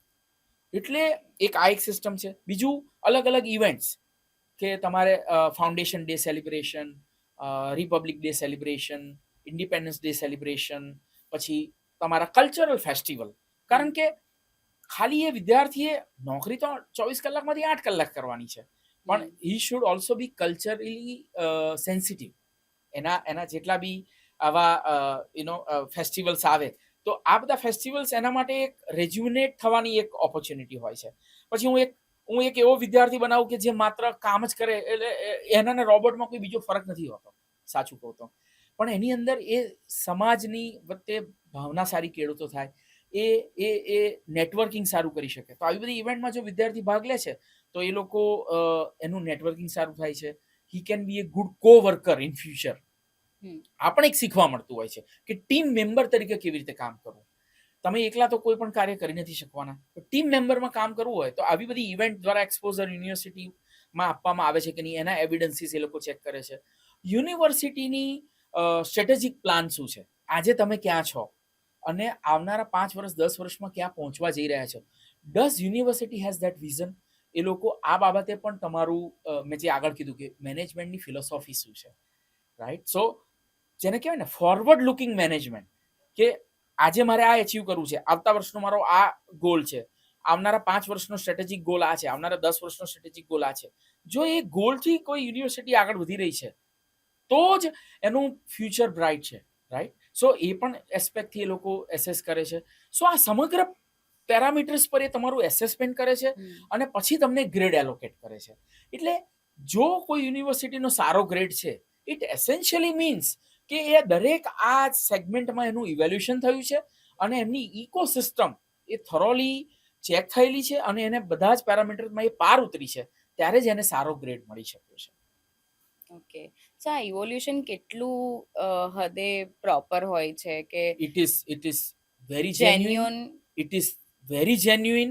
એનું ઇવેલ્યુએશન કરવા જે પેરામીટર આવે છે તે જે રાજ્યની અંદર જતા હોય તો જે એક્ઝામિનર્સ આવે છે, એના એસેસર્સ જે આવે છે, એની એસેસમેન્ટ ટીમ જે આવે છે, એ લોકો આ રાજ્યના નથી હોતા, બીજા રાજ્યના હોય છે અને એકદમ ફેર એસેસમેન્ટ કરે છે, અનબાયાસ્ડ એસેસમેન્ટ કરે છે અને there is no influence on assessment. Okay, Sauren સાહેબ, આપણે થોડીક એ વાત કરીએ કે અત્યારે NEP 2020ની ચર્ચા બહુ ચાલી રહી છે અને એવું કહેવાય છે કે આ જે NEP છે એ ફોરેન એજ્યુકેશન, જે ગ્લોબલ એજ્યુકેશન છે, એની સાથે કમ્પીટ કરી શકે એવી છે. પણ હજી સુધી NEP નું ક્યાંય પણ અસ્તિત્વ કોઈ પણ યુનિવર્સિટીમાં કે કોઈ સ્કૂલ લેવલે પણ નથી દેખાતું. તો આ શું છે? આ ગવર્મેન્ટ તરફથી કોઈ ડીલે ચાલી રહ્યું છે? ભારત સરકાર દ્વારા નેશનલ એજ્યુકેશન પોલિસી 2020ની જે પ્રપોઝલ મૂકવામાં આવી, ખૂબ જ એ દિશામાં સારું કાર્ય થઈ રહ્યું છે. પરંતુ આખા ભારત દેશની અંદર એનું ઇમ્પ્લિમેન્ટ કરવાનું, અને જે આપે કીધું એ મોટિવ છે એનો, કે ફોરેન એજ્યુકેશન સિસ્ટમને સમકક્ષ બનાવવા માટે, કે કોઈ વિદ્યાર્થી ઇન્ડિયામાંથી ભણેલો છે અને કાલ ઉઠીને એ બીજી કન્ટ્રીમાં જાય છે તો આપણી ડિગ્રી ત્યાં એને ઇક્વિવલન્ટ ગણાવી જોઈએ અને એના બેઝ ઉપર એને આગળના પ્રોગ્રામમાં એડમિશન મળવું જોઈએ. આ એનો ઓવરઓલ મોટિવ છે. પણ ભારત આટલો મોટો દેશ છે, દરેક રાજ્યની પોતાની એક ઇકોસિસ્ટમ છે, તો obviously this is going to take some time. દરેક યુનિવર્સિટી, દરેક સરકાર એને ઇમ્પ્લિમેન્ટ કરાઈ રહી છે, પરંતુ આટલી મોટી એજ્યુકેશન સિસ્ટમમાં એને ફૂલ ફ્લેજ્ડ એને ઇફેક્ટિવ બનાવી એના માટે એ થોડોક સમય લેશે. અભિગમ ખૂબ જ સારો છે અને ગ્રેજ્યુઅલી લોકો એને એડપ્ટ કરવાનું પણ ચાલુ કરી દીધું છે, પણ હજુ 2-3 વર્ષની અંદર એ ફૂલ ફ્લેજ ઇમ્પ્લિમેન્ટ થશે, જેથી આપણો બાળક જ્યારે બી કોઈ પણ એક યુનિવર્સિટીમાંથી બીજી યુનિવર્સિટીમાં જાય અથવા ભારત દેશમાંથી કોઈ બીજા દેશમાં ભણવા માટે જાય તો એને એનો લાભ ત્યાં મળે, એના માટે એને એક સપોર્ટ સિસ્ટમ એની એ રહેશે. એ દિશામાં કાર્ય સારું ચાલી રહ્યું છે. ઓકે, કેટલી યુનિવર્સિટી એડોપ્શન કરી રહી છે અને આ સાથે કેટલી યુનિવર્સિટી હજી અલાઇન છે? કેટલા બધા હજી ચેન્જીસ કરવાના બાકી છે? બધી જ યુનિવર્સિટી એડપ્ટેશન કરવાનું જ છે. It is compulsory. હાવેવર, સરકારનો અભિગમ એવો છે કે અમે એમ નથી કહેતા કે ઓવરનાઇટ તમે ચેન્જ કરી દો તમારી સિસ્ટમ, કારણ કે સિસ્ટમ ચેન્જ કરવા માટે પાછું મારે એને ઇમ્પ્લિમેન્ટ કરવા માટે એની ઇકોસિસ્ટમ પણ મારી યુનિવર્સિટીમાં હોવી જોઈએ, રાઈટ? એટલે દરેક સરકાર દરેક યુનિવર્સિટી એનો સમય આપી રહી છે. મને એ પણ યાદ છે કે સરકાર યુનિવર્સિટી પાસે માહિતી પણ મંગાવે છે, આંકડા પણ રેગ્યુલરલી મંગાવે છે કે તમે કયા લેવલ સુધી ઇમ્પ્લિમેન્ટ કર્યું છે, અને જ્યાં જ્યાં તમને તકલીફ પડી રહી છે એના માટે એ લોકો સપોર્ટ પણ કરી રહ્યા છે કે તમે આ રીતે કરી શકો. એ લોકોના એડવાઇઝર હોય છે કે જે તમને આ બાબતે જ્ઞાન આપી રહ્યા છે. પરંતુ એટલે જો તમે એવો પ્રશ્ન છે કે ભાઈ કેટલી યુનિવર્સિટી, તો બધી જ યુનિવર્સિટી. એવું બને કે કોઈક યુનિવર્સિટીમાં અમુક ટકા ઇમ્પ્લિમેન્ટ થયું હોય, કોઈક યુનિવર્સિટીમાં થોડુંક વધારે ઇમ્પ્લિમેન્ટ થયું હોય. દરેક યુનિવર્સિટી દિશામાં આગળ વધી રહી છે, કારણ કે it is a need of an hour. Everyone has understood કે આ કરવું જ પડશે, આજે નહીં ને કાલે. પણ ક્યાંક ઇમ્પ્લિમેન્ટેશન પાર્શિયલી થયું છે, ક્યાંક ફૂલ્લી થઈ રહ્યું છે. તો સરકાર પણ સમય આપી રહી છે, સરકારની એક સપોર્ટ સિસ્ટમ પણ છે, અને આવનારા સમયમાં હું જોઈ રહ્યો છું કે થોડાક વર્ષોમાં બધી જ યુનિવર્સિટી આની સાથે અલાઇન થઈ જશે. એનઈપીમાં બીજી પણ એક ચર્ચા છે કે તમે વોકેશનલ કોર્સીસ પર ભાર મૂક્યો છે, રાઈટ? આ જગ્યાએ છે ને મને એક પ્રશ્ન થાય છે, તમે આગળ પણ વાત કરી હતી કે વ્યક્તિએ ડ્યુઅલ કોર્સીસ કરવા જોઈએ, રાઈટ? તો આ જગ્યાએ પ્રશ્ન એ થાય છે કે લોકો હવે એવું માને છે કે વોકેશનલ કોર્સીસ કરી લઈએ રેધર દેન 4 વર્ષની લાંબી ડિગ્રી કરવા કરતા, રાઈટ? તો અને વોકેશનલ કોર્સીસ પર એક સ્કિલ લઈ લઈએ ને સ્કિલ બેઝ પર આપણે જોબ કરી લઈએ, રાઈટ? તો શું ડિફરન્સ છે, અને શું વોકેશનલ કોર્સીસ ફ્યુચર બની શકશે, અને શું લોકો જે અત્યારે વિચારી રહ્યા છે કે 4 વર્ષની લાંબી ડિગ્રી નથી કરવી, એ એમને ફ્યુચરમાં ક્યાંય પણ પ્રોબ્લેમ કરી શકે? જો વોકેશનલ કોર્સની આપ વાત કરો ને, તો તમે સાચા છો કે એ શોર્ટ ટર્મ હોય, 80% પ્રેક્ટિકલ, 20% થિયરી હોય. દેટ મીન્સ તમે એસેન્શિયલી વિદ્યાર્થીને ઇન્ડસ્ટ્રીની જે નીડ છે એના માટે તૈયાર કરી રહ્યા છો. એટલે હું એમ નહીં કહી શકું કે vocational courses are not making you industry ready, પરંતુ હું એક કન્ઝર્વેટિવ ફેકલ્ટી ટીચર છું, શિક્ષક છું, એટલે હું એવું તો કહીશ જ કે એક ફોર્મલ એજ્યુકેશન, એક ગ્રેજ્યુએશનની ડિગ્રી તમારી પાસે હોવી જ જોઈએ. ઇન એડિશન જો તમે કરી શકતા હોય તો આવા વોકેશનલ કોર્સીસ કરો. એટ ધ સેમ ટાઈમ હું એવું પણ કહીશ કે ઘણા બધા વોકેશનલ કોર્સીસ એવા પણ છે કે જે ખૂબ જ સારું એક્સપ્લોરેશન કરીને કરિક્યુલમ એનો બનાવવામાં આવ્યો છે, કે જે તમને રિયલમાં ઇન્ડસ્ટ્રી રેડી બનાવે છે, અને ઇન્ડસ્ટ્રી નીડને ફૂલફિલ પણ કરે, એ લોકો કોમ્પ્લાય કરે છે. પરંતુ જો તમે મને પૂછશો તો હું એમ કહીશ કે વિદ્યાર્થી પાસે એક રેગ્યુલર ડિગ્રી હોવી જોઈએ 3 કે 4 વર્ષની. એ ઉપરાંત આવું સ્કિલ વાળું સર્ટિફિકેશન હોય તો એને બધી જ પરિસ્થિતિ માટે અનપ્રેસિડેન્ટેડ સિનારીઓ, જે મેં આગળ પણ વાત કરી કે કોવિડ એક એવો સિનારીઓ આવ્યો, એમાં કોઈની પાસે સ્કિલ હતી કે ભાઈ જે ઇન્ડસ્ટ્રીમાં કામ કરી શકે છે, પણ ઇન્ડસ્ટ્રી જ બંધ થઈ ગઈ. તો જેની પાસે આવી સોફ્ટ સ્કિલ્સ હતી કે જે ડિજિટલ ટેકનોલોજીનો ઉપયોગ કરીને સ્કિલ એન્હાન્સમેન્ટ બીજાની કરાવી શકે છે, તો એવા લોકોને કોઈ પ્રશ્ન ના આવ્યો. પણ ન કરે નારાયણ, અને એવી સ્કિલ માર્કેટમાંથી ઓબ્સોલેટ થઈ ગઈ, ડિમાન્ડ જ ઓબ્સોલેટ થઈ ગઈ. મેં આગળ પણ કીધું કે કદાચ એવી ટેકનોલોજી આવી ગઈ કે જેના લીધે એવા સ્કિલ વાળા માણસોની હવે જરૂર જ નથી. તો તમારી પાસે જો કન્વેન્શનલ ડિગ્રી એક હશે તો તમારી પાસે સર્વાઈવલ કરવા માટે એક ઓપ્શન હજુ પણ ઓપન રહેશે. પણ એવું આપણે જોઈએ ને કે જેમ કે હું પણ આજે વર્ષોથી બિઝનેસ કરું છું, તો મારો ફર્સ્ટ પ્રેફરન્સ એ જ હોય છે કે ભાઈ એની સ્કિલ કેટલી છે, રાઈટ, રેધર દેન એની ડિગ્રી, રાઈટ? અને આ જ વસ્તુ અત્યારના સ્ટુડન્ટ્સના મગજમાં પણ છે, અને અત્યારે તો એટલું બધું યુટ્યુબ પર બી ઇન્ફોર્મેશન અવેલેબલ છે, જેનાથી લોકો એવું વિચારે છે કે હું કંઈક સ્કિલ શીખી લઉં રેધર દેન પરસ્યુઇંગ ડિગ્રી, રાઈટ? કેમ કે અલ્ટિમેટ તો ઇન્ડસ્ટ્રીમાં તો સ્કિલ જ કામ લાગવાની છે, પણ ડિગ્રી એને ક્યાં એવી જગ્યાએ હેલ્પ કરે છે કે જે પ્રોબ્લેમ સોલ્વિંગમાં એની મદદ કરી શકે? બહુ પાતળી ભેદરેખા છે, હું અહીંયા આ રીતે કહીશ. સ્કિલ છે ને એક સ્પેસિફિક સેગમેન્ટમાં તમે એક્સપર્ટાઇઝ મેળવી રહ્યા છો. જ્યારે તમે કોઈ કન્વેન્શનલ ડિગ્રી મેળવી રહ્યા છો ને, તો એ 3 કે 4 વર્ષના કોર્સ દરમિયાન તમને એનું ઓવરઓલ તમારું ડેવલપમેન્ટ, જેમ કે હું તમને એક સિમ્પલ ઉદાહરણ આપું કે મને યાદ છે કે જ્યારે મેં મારું એન્જિનિયરિંગ કર્યું ત્યારે પહેલા જ વર્ષમાં મને એન્જિનિયરિંગ મેથેમેટિક્સ પણ શીખવાડવામાં આવ્યું હતું, મને એન્જિનિયરિંગ ડ્રોઈંગ પણ શીખવાડવામાં આવ્યું હતું, મને ઇલેક્ટ્રિકલ વાયરિંગ કેવી રીતે કરવું એ પણ શીખવાડવામાં આવ્યું હતું. હવે હું આમ જોવા જઉં તો મારે ઇન્સ્ટ્રુમેન્ટેશન એન્ડ કંટ્રોલ એન્જિનિયર તરીકે ખરેખર તો મારે પ્લાન્ટમાં કંટ્રોલ રૂમની અંદર ઓટોમેશનનું જ કામ કરવાનું હોય, મને એવી સ્કિલ ન હોય તો પણ ચાલે. પણ એ સબ્જેક્ટ હું ભણ્યો મારા first year of core of એન્જિનિયરિંગની અંદર, તો એના લીધે મારું ક્રિટિકલ થિંકિંગ એબિલિટી ડેવલપ થઈ. અને ક્યાંક ને ક્યાંક ભવિષ્યની અંદર મારે ઓટોમેશન ફિલ્ડમાં હું ભલે કામ કરતો હોઉં, પણ એ બધું જે સ્કિલ મેં એક્વાયર કરી એ ભવિષ્યની અંદર મને એ જ્યારે જોબ કરી રહ્યો છું ત્યારે પણ એ જે ક્રિટિકલ થિંકિંગ એબિલિટી મારી ડેવલપ થઈ એ મને કામ જ લાગી છે. એટલે શોર્ટ ટર્મ અને લોંગ ટર્મ, હા, તમે સારું કરી રહ્યા છો કે શોર્ટ ટર્મની અંદર એ પર્ટિક્યુલર સ્કિલમાં એક્સપર્ટ બની રહ્યા છો, પણ ઇમેજિન કે એ સ્કિલ વાળી જોબ માર્કેટમાંથી વેનિશ થઈ ગઈ તો you are nowhere, right? પહેલો આ થ્રેટ છે. અને જો 4 વર્ષનું એજ્યુકેશન કરી રહ્યા છો તો પહેલા વર્ષમાં તમને કોર શીખવાડવામાં આવે છે જે તમને બેઝિક છે. મકાન હોય તેનું ફાઉન્ડેશન જ ના હોય ત્યાં સુધી તમે ઉપર બીજા માળ બનાવો તો એ સ્ટ્રક્ચર ગમે ત્યારે પડી શકે છે. સો આ ફાઉન્ડેશન છે. અને હું તો એમ કહીશ કે હા, સ્કિલ એક્વાયર કરો, પણ સાથે સાથે તમે 3 વર્ષ કે 4 વર્ષનો એક કન્વેન્શનલ પ્રોગ્રામની તો તમારી હોવી જ જોઈએ એ તૈયારી. તો મેં જે આગળ પણ કીધું કે તમે તમારો પગ દૂધમાં દહીંમાં બેવમાં રહેશે, બરાબર છે? અને આજકાલ યુનિવર્સિટીનો એજ્યુકેશન આપવાનો સમય પણ બહુ મર્યાદિત હોય છે. લગભગ 6 કલાકનું માત્ર દિવસની અંદર શિક્ષણ હોય છે. તો તમારી પાસે ઘણો જ એવો સમય છે કે જેમાં તમે આ વધારાની સ્કિલ એક્વાયર કરો. અને એ સ્કિલ વગર તો તમે ચાલવાના જ નથી.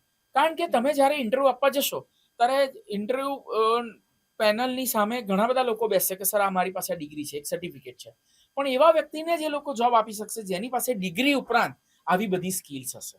સો હું તો કન્ઝર્વેટિવ જ વિચાર મૂકીશ અહીંયા કે રેગ્યુલર ડિગ્રી તો પ્રિફર કરો જ, એ ઉપરાંત ભણતા ભણતા આવી બધી સ્કિલ એક્વાયર કરો તો એ તમને લોંગ રનમાં ઓલવેઝ મદદરૂપ થશે. જે આપણે આગળ પ્લેસમેન્ટની ઇન્ટર્નશીપની વાત કરી, રાઈટ? હવે ઘણી વખત આપણે એવું જોઈએ છે કે ઇન્ટર્નશીપ દરમિયાન 2 કે 3 મહિનાની ઇન્ટર્નશીપ હોય. હવે ઇન્ડસ્ટ્રીમાં તો બહુ બધી વસ્તુ શીખવાની હોય છે, રાઈટ? તો 3 મહિનામાં તમે એટલું બધું ઇન્ડસ્ટ્રી એક્સપોઝર નથી લઈ શકવાના. અને એ છતાં કંપનીઓ બી ઇન્ટર્નશીપ હોય એટલે રેધર દેન એમને શીખવાડવાની જગ્યાએ ડોક્યુમેન્ટેશન અને એવા બધા કામ કરાવતી હોય છે. તો આવા કેસમાં ઇન્ડસ્ટ્રી એક્સપોઝર કેવી રીતના મળે? અને બીજી વસ્તુ કે જ્યારે કોઈ સ્ટુડન્ટ ક્રિટિકલ થિંકિંગ માટે પ્રિપેર થઈ રહ્યો છે ત્યારે એને પ્રિપેર કરવા માટે પણ એ ઇન્ડસ્ટ્રી એક્સપર્ટ્સ કાં તો યુનિવર્સિટીની હેલ્પની બહુ જ જરૂર હોય છે. અને આ જગ્યાએ સ્ટુડન્ટ ક્યાંક ને ક્યાંક મૂંઝાય છે. તો આ પ્રોબ્લેમનું સોલ્યુશન શું હોય? જેમ કે હું મારી જ વાત કરું તો અમે સેકન્ડ યરથી જ ગ્રેજ્યુએશનના સેકન્ડ યરથી ઇન્ડસ્ટ્રીની અંદર ઇન્ટર્નશીપ આપીએ છીએ. તો ઓબ્વિયસલી તમે કોઈ પણ વ્યક્તિને સવાલ થાય કે સેકન્ડ યર ભણતો વિદ્યાર્થી ઇન્ડસ્ટ્રીમાં શું કોન્ટ્રીબ્યુટ કરી શકે? તો આપે કીધું એમ જ, શરૂઆતની અંદર તો એ વિદ્યાર્થી પાસે કદાચ ટીમના મેમ્બર્સમાં ડોક્યુમેન્ટેશન, ફાઇલિંગ એવું કામ કરવામાં આવે. પણ અમે સતત ને સતત, કારણ કે 4 વર્ષનો કોર્સ, બીજા વર્ષથી હું એને ઇન્ટર્નશીપ આપું છું, તો ફરી જ્યારે સેમિસ્ટર બ્રેક હોય ત્યારે જ્યારે ઇન્ડસ્ટ્રીમાં જાય છે ત્યારે એને પાસે પહેલાં જે કામ કરે તો એની માસ્ટરી આવી ગઈ, ધીરે ધીરે એનું એક્સપોઝર ઇન્ડસ્ટ્રીમાં વધે છે. હું તો ત્યાં સુધી કહીશ કે મારી યુનિવર્સિટીમાં વિદ્યાર્થી ભણતા ભણતા પણ ઇન્ટર્નશીપ કરે છે. સવારે એ યુનિવર્સિટી કેમ્પસમાં આવે છે અને બપોર સુધી ભણીને બપોરથી સાંજ સુધી એ ઇન્ડસ્ટ્રીમાં જાય છે. એના લીધે અમારી યુનિવર્સિટીની હું વાત કરું તો એમાં તો વિદ્યાર્થી 3 વર્ષથી એ ઇન્ડસ્ટ્રીમાં કામ કરે છે અને એનું સ્ટાઇપન્ડ અમે પોતે જોયું છે, આમાં ક્યાંય અતિશયોક્તિ નથી, કે 3 વર્ષ 3,000 રૂપિયા મહિને સ્ટાઇપન્ડ આપતા હતા બીજા વર્ષમાં, અને 45,000 રૂપિયા સ્ટાઇપન્ડ આપ્યું છે અને છેલ્લા વર્ષમાં. અને છેલ્લા વર્ષમાં જ્યારે એ ગ્રેજ્યુએશન પૂરું કરે છે ત્યારે એ ઇન્ડસ્ટ્રીએ એને જોબ આપી દીધી છે. તો તમે જે પેલો મુદ્દો કીધો ને કે ઓછા સમયની ઇન્ટર્નશીપ, ઇન્ડસ્ટ્રીને પણ સમજો તમે કે માણસોની જરૂર છે અને એનું એસોસિએશન ઇન્ડસ્ટ્રી સાથે લાંબુ રહે છે તો વિદ્યાર્થી ઇન્ડસ્ટ્રીની નીડને સમજી શકે છે અને ઇન્ડસ્ટ્રી એ વિદ્યાર્થીને સમજી શકે છે. તો મારી પાસે તો એવા ઘણા બધા કેસ સ્ટડી છે કે જેમાં 3 વર્ષના બીજા વર્ષથી એની ઇન્ટર્નશીપ ચાલુ કરી, ગ્રેજ્યુએશન પૂરું થયું છે અને એ ઇન્ડસ્ટ્રીએ એ વિદ્યાર્થીને જોબ આપી દીધી છે. એટલે સૌથી મોટો મુદ્દો આ. હું એવી ઇન્ટર્નશીપની વાત જ નથી કરતો જે બહુ શોર્ટ ટાઈમ માટેની હોય. શોર્ટ ટાઈમની ઇન્ટર્નશીપમાં તો આપે કીધું એ સાચું છે કે ખૂબ જ સુપરફિશિયલ એમને એક્સપોઝર મળે છે, પરંતુ જે આપે કીધું કે ડીપ ડાઈવ એક્સપોઝર એ એને ત્યારે જ મળે છે જ્યારે લાંબી ઇન્ટર્નશીપ હોય, જે પણ ઘણી બધી યુનિવર્સિટીના કરિક્યુલમમાં હોય છે. અને એવી યુનિવર્સિટી કે જે ઇન્ડસ્ટ્રી સાથે સારું કોલાબરેશન ધરાવે છે તો એની અંદર આવું એક્સપોઝર વિદ્યાર્થીઓને આપવામાં આવે છે. અમે એને અલગ અલગ નામથી પ્રચલિત છે આ વસ્તુ. એને અમે ઓન ધ જોબ ટ્રેનિંગ કહીએ છીએ, અમે અર્ન વાઇલ યુ લર્ન કહીએ છીએ, ઇન્ડસ્ટ્રી ઇન્ટર્નશીપ કહીએ છીએ, અને આના ઘણા બધા ફાયદા અમે જોયા છે કે વિદ્યાર્થી આની જ્યારે ઇન્ટર્નશીપનો એને સ્ટાઇપન્ડ મળે છે ને એનાથી એ પોતાની ફી જાતે ભરી દે છે. એટલે ભણતા ભણતા એ અર્નિંગ પણ ચાલુ કરી દે છે, ઇન્ડસ્ટ્રીની નીડ શું છે એ પણ સમજવાનું ચાલુ થઈ જાય છે, અને ભણવાના ભોગે કશું નથી થઈ રહ્યું. ભણે છે દિવસ દરમિયાન, બપોર પછી એ ઇન્ડસ્ટ્રીમાં જાય છે, એટલે એને એક ઇન્ડસ્ટ્રીની નીડ પણ ખબર પડે છે, એને ઇકોનોમિકલ સપોર્ટ પણ મળે છે, એને પોતાની ફી જાતે ભરે છે. મારી ત્યાં એવા પણ ઘણા વિદ્યાર્થી છે કે જે પોતાની ટ્યુશન ફી પોતાની ઇન્ટર્નશીપમાંથી ભરી રહ્યા છે. એટલે પેરેન્ટ્સ ઉપર આ કોઈ બર્ડન નથી આવતું. અને ક્રિટિકલ થિંકિંગની આપે જે વાત કરી, તો વિદ્યાર્થીને જ્યારે ઇન્ડસ્ટ્રીમાં કામ કરે છે ને ત્યારે એને પ્રોબ્લેમ્સ આપવામાં આવે છે, અને એ પ્રોબ્લેમ સોલ્વ કરવા માટે જ્યારે એ ઇન્વોલ્વ થાય છે ત્યારે એની અંદર આ ક્રિટિકલ થિંકિંગ એબિલિટી ડેવલપ થાય છે. અને ઘણી યુનિવર્સિટીના કરિક્યુલમમાં પણ આ હોય છે. અમે એને નામ આપ્યું છે project based learning, PBL, problem based learning. આવા અલગ અલગ નામ આપી અને અમારા કરિક્યુલમની અંદર, અમારા યુનિવર્સિટીના કરિક્યુલમમાં વિદ્યાર્થીને અમે ઇન્ડસ્ટ્રી અલાઇન પ્રોબ્લેમ આપીએ છીએ. એ લોકો ગ્રુપ બનાવી એનું સોલ્યુશન અમને આપે છે, અને આવું એક્સપોઝર જ્યારે વિદ્યાર્થી લે છે ત્યારે એ ઇન્ડસ્ટ્રીના પ્રોબ્લેમને સોલ્વ કરવા માટે તૈયાર કરી રહ્યો હોય છે પોતાની જાતને, અને અમે એના સારા પરિણામ જોયા છે. તમે જે વાત કરી કે સેકન્ડ યરથી બાળક નક્કી કરે કે ઇન્ડસ્ટ્રીમાં જવાનું, પણ સેકન્ડ યરના બાળકને જેને ઇન્ડસ્ટ્રીનું કંઈ જ એક્સપિરિયન્સ નથી, કંઈ નોલેજ નથી, એ કેવી રીતના ડિસાઇડ કરે કે કઈ ઇન્ડસ્ટ્રી માટે ફિટ છે? તો બહુ સુંદર સવાલ છે આ. ઘણી બધી યુનિવર્સિટીએ આ એક પહેલ કરી છે. એ યુનિવર્સિટી શું કરે છે કે એમનું જે ટ્રેનિંગ એન્ડ પ્લેસમેન્ટ સેલ દ્વારા જેટલા બી ઇન્ડસ્ટ્રી કનેક્ટ હોય એ લોકોના જે ડિસિઝન મેકર્સ છે ઇન્ડસ્ટ્રીઝના, એ લોકો પોતાની યુનિવર્સિટીમાં બોલાવે છે, અને એમને આ વિચાર રજૂ કરે છે કે હું ઈચ્છું છું કે મારી ત્યાં સેકન્ડ યર કોમર્સ પરસ્યુ કરતા વિદ્યાર્થીને મારે સેકન્ડ યરથી ઇન્ટર્નશીપ આપવી છે તમારી ઇન્ડસ્ટ્રીમાં, અને તમે યુ હાયર કોમર્સ ગ્રેજ્યુએટ્સ, પણ he is my second year pursuing student. તો સેકન્ડ યરના કોમર્સ વાળા વિદ્યાર્થી પાસે તમે કઈ સ્કિલની અપેક્ષા રાખો છો? તો એ ઇન્ડસ્ટ્રીના જે એક્સપર્ટ હોય એને એક લિસ્ટ બનાવીને આપે છે કે જો એની જોડે આટલી સ્કિલ હશે કે એની પાસે ડેટા એન્ટ્રી કરતા આવડવું જોઈએ, એને ટેલીની અંદર ડેટા એન્ટ્રી કરતા આવડવું જોઈએ, એને એક્સેલ શીટ બનાવતા આવડવી જોઈએ, એને થોડી એક્સેસની ફોર્મ્યુલા કરતા આવડવી જોઈએ, તો હું એને સેકન્ડ યરમાં આપી શકીશ. હવે ફર્સ્ટ યરની અંદર તો આ બધું કોઈ પણ યુનિવર્સિટીના કરિક્યુલમમાં હોય નહીં. તો ઘણી યુનિવર્સિટી શું કરે છે, આવા ઇન્ડસ્ટ્રી એક્સપર્ટ્સને બોલાવી કરિક્યુલમ બનાવે છે કે ઇન્ડસ્ટ્રીમાં મારે સેકન્ડ યરથી જો મારા કોમર્સ ગ્રેજ્યુએટને ઇન્ટર્નશીપનું એક્સપોઝર આપવું હોય તો એની અંદર કઈ સ્કિલ હોવી જોઈએ, જેને કહેવાય બિગિનર્સ સ્કિલ. તો એનો કરિક્યુલમ બનાવી સૌથી પહેલા તો એ ફેકલ્ટીને તૈયાર કરે છે. જ્યારે સેમિસ્ટર બ્રેક હોય ત્યારે ઇન્ડસ્ટ્રીના એક્સપર્ટ આવીને ફેકલ્ટીને તૈયાર કરે છે, અને ફેકલ્ટી પછી સબસિક્વન્ટલી વિદ્યાર્થીઓને આ સ્કિલ માટે તૈયાર કરે છે. એટલે વિદ્યાર્થીને પહેલેથી માહિતી આપવામાં આવે છે કે જુઓ, તમારી નવી ટર્મ ચાલુ થાય ત્યારે ઇન્ડસ્ટ્રી આવી અને તમારું સિલેક્શન કરવાની છે, અને એમની આટલા એરિયામાં સ્કિલ હોવાની ડિમાન્ડ છે, તો અમે તમને આની ટ્રેનિંગ આપીએ છીએ. યુનિવર્સિટીની કેમ્પસમાં ઇન્ડસ્ટ્રીના એક્સપર્ટ આવી આ વિદ્યાર્થીઓનું કોમ્પિટિટિવ સિલેક્શન કરે છે, અને જે લોકો પાસે સેકન્ડ યર કરતા આવી સ્કિલ હોય એને એ લોકો ઇન્ડસ્ટ્રીમાં ઇન્ટર્નશીપ માટે એડપ્ટ કરે છે. એટલે આ કેવું થઈ ગયું કે સેકન્ડ યરમાં જ્યારે વિદ્યાર્થી ઇન્ડસ્ટ્રીમાં ગયો ત્યારે જે મિનિમલ રિક્વાયરમેન્ટ હતી ઇન્ડસ્ટ્રીની એ સ્કિલ એની અંદર આવી ગઈ. એવી જ રીતે જ્યારે એ થર્ડ યરની અંદર ઇન્ટર્નશીપ લેવાની હોય ત્યારે ઓબ્વિયસલી આનાથી થોડુંક એડવાન્સ લેવલનું એને સ્કિલ હોવી જોઈએ. એનો કરિક્યુલમ યુનિવર્સિટી ઇન્ડસ્ટ્રીની મદદથી બનાવે છે.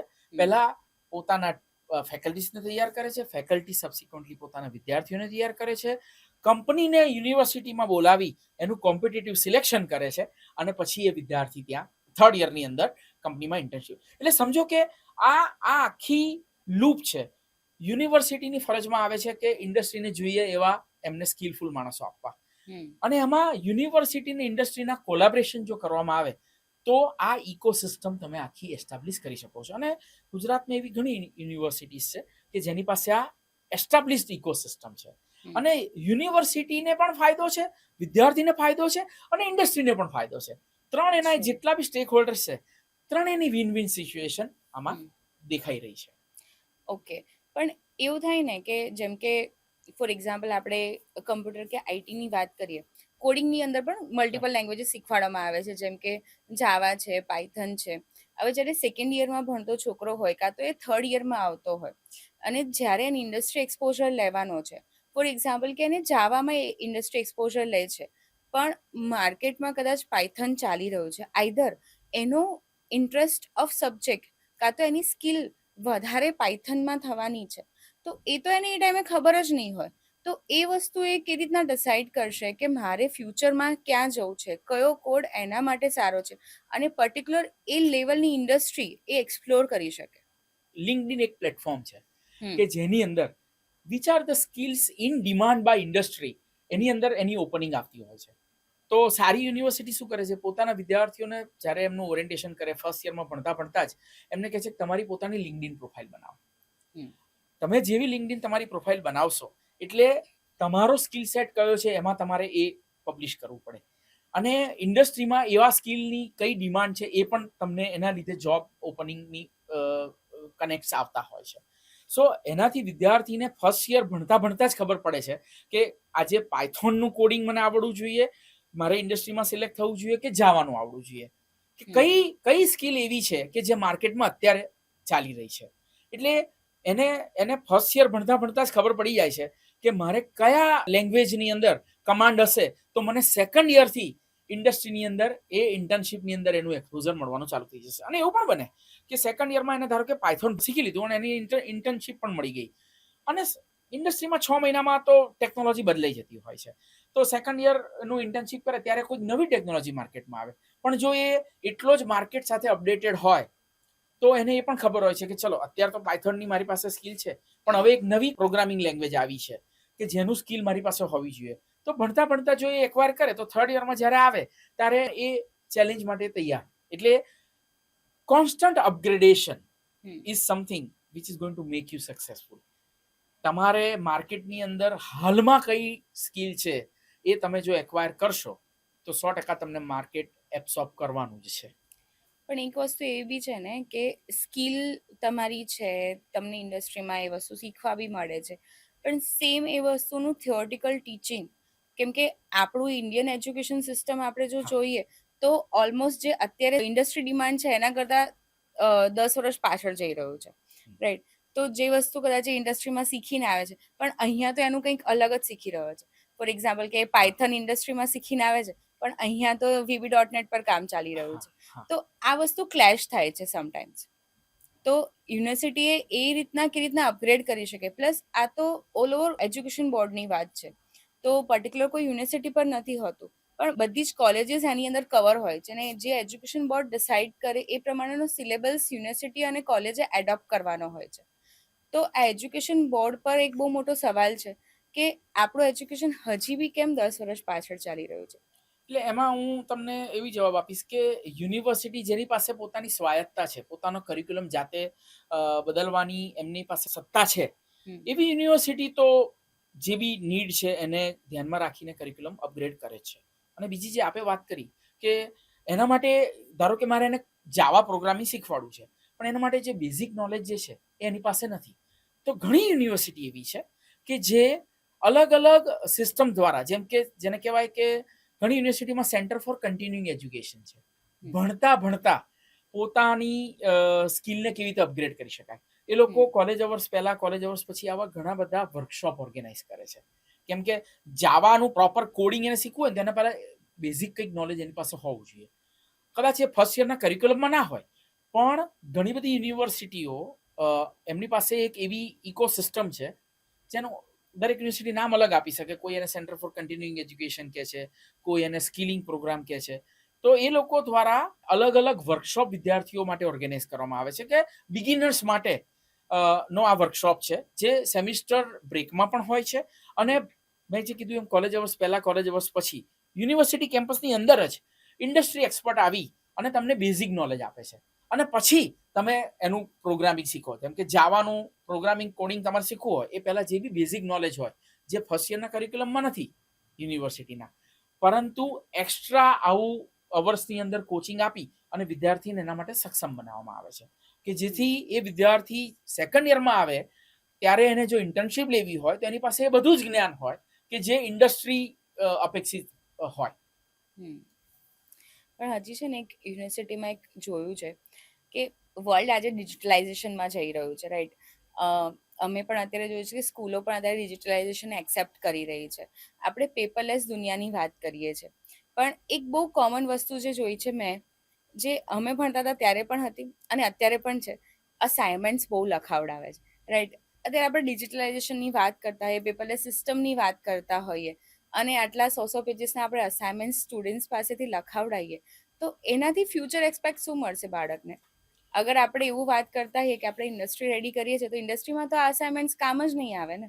મને યાદ છે, મેં બી જ્યારે ગ્રેજ્યુએશન કર્યું ત્યારે એક જ એસાઇનમેન્ટ દરેક વિદ્યાર્થી લખવામાં આવતું, એટલે અમુક જ લોકો એને સોલ્વ કરતા, બાકીના એને કોપી પેસ્ટ કરતા. Copy paste.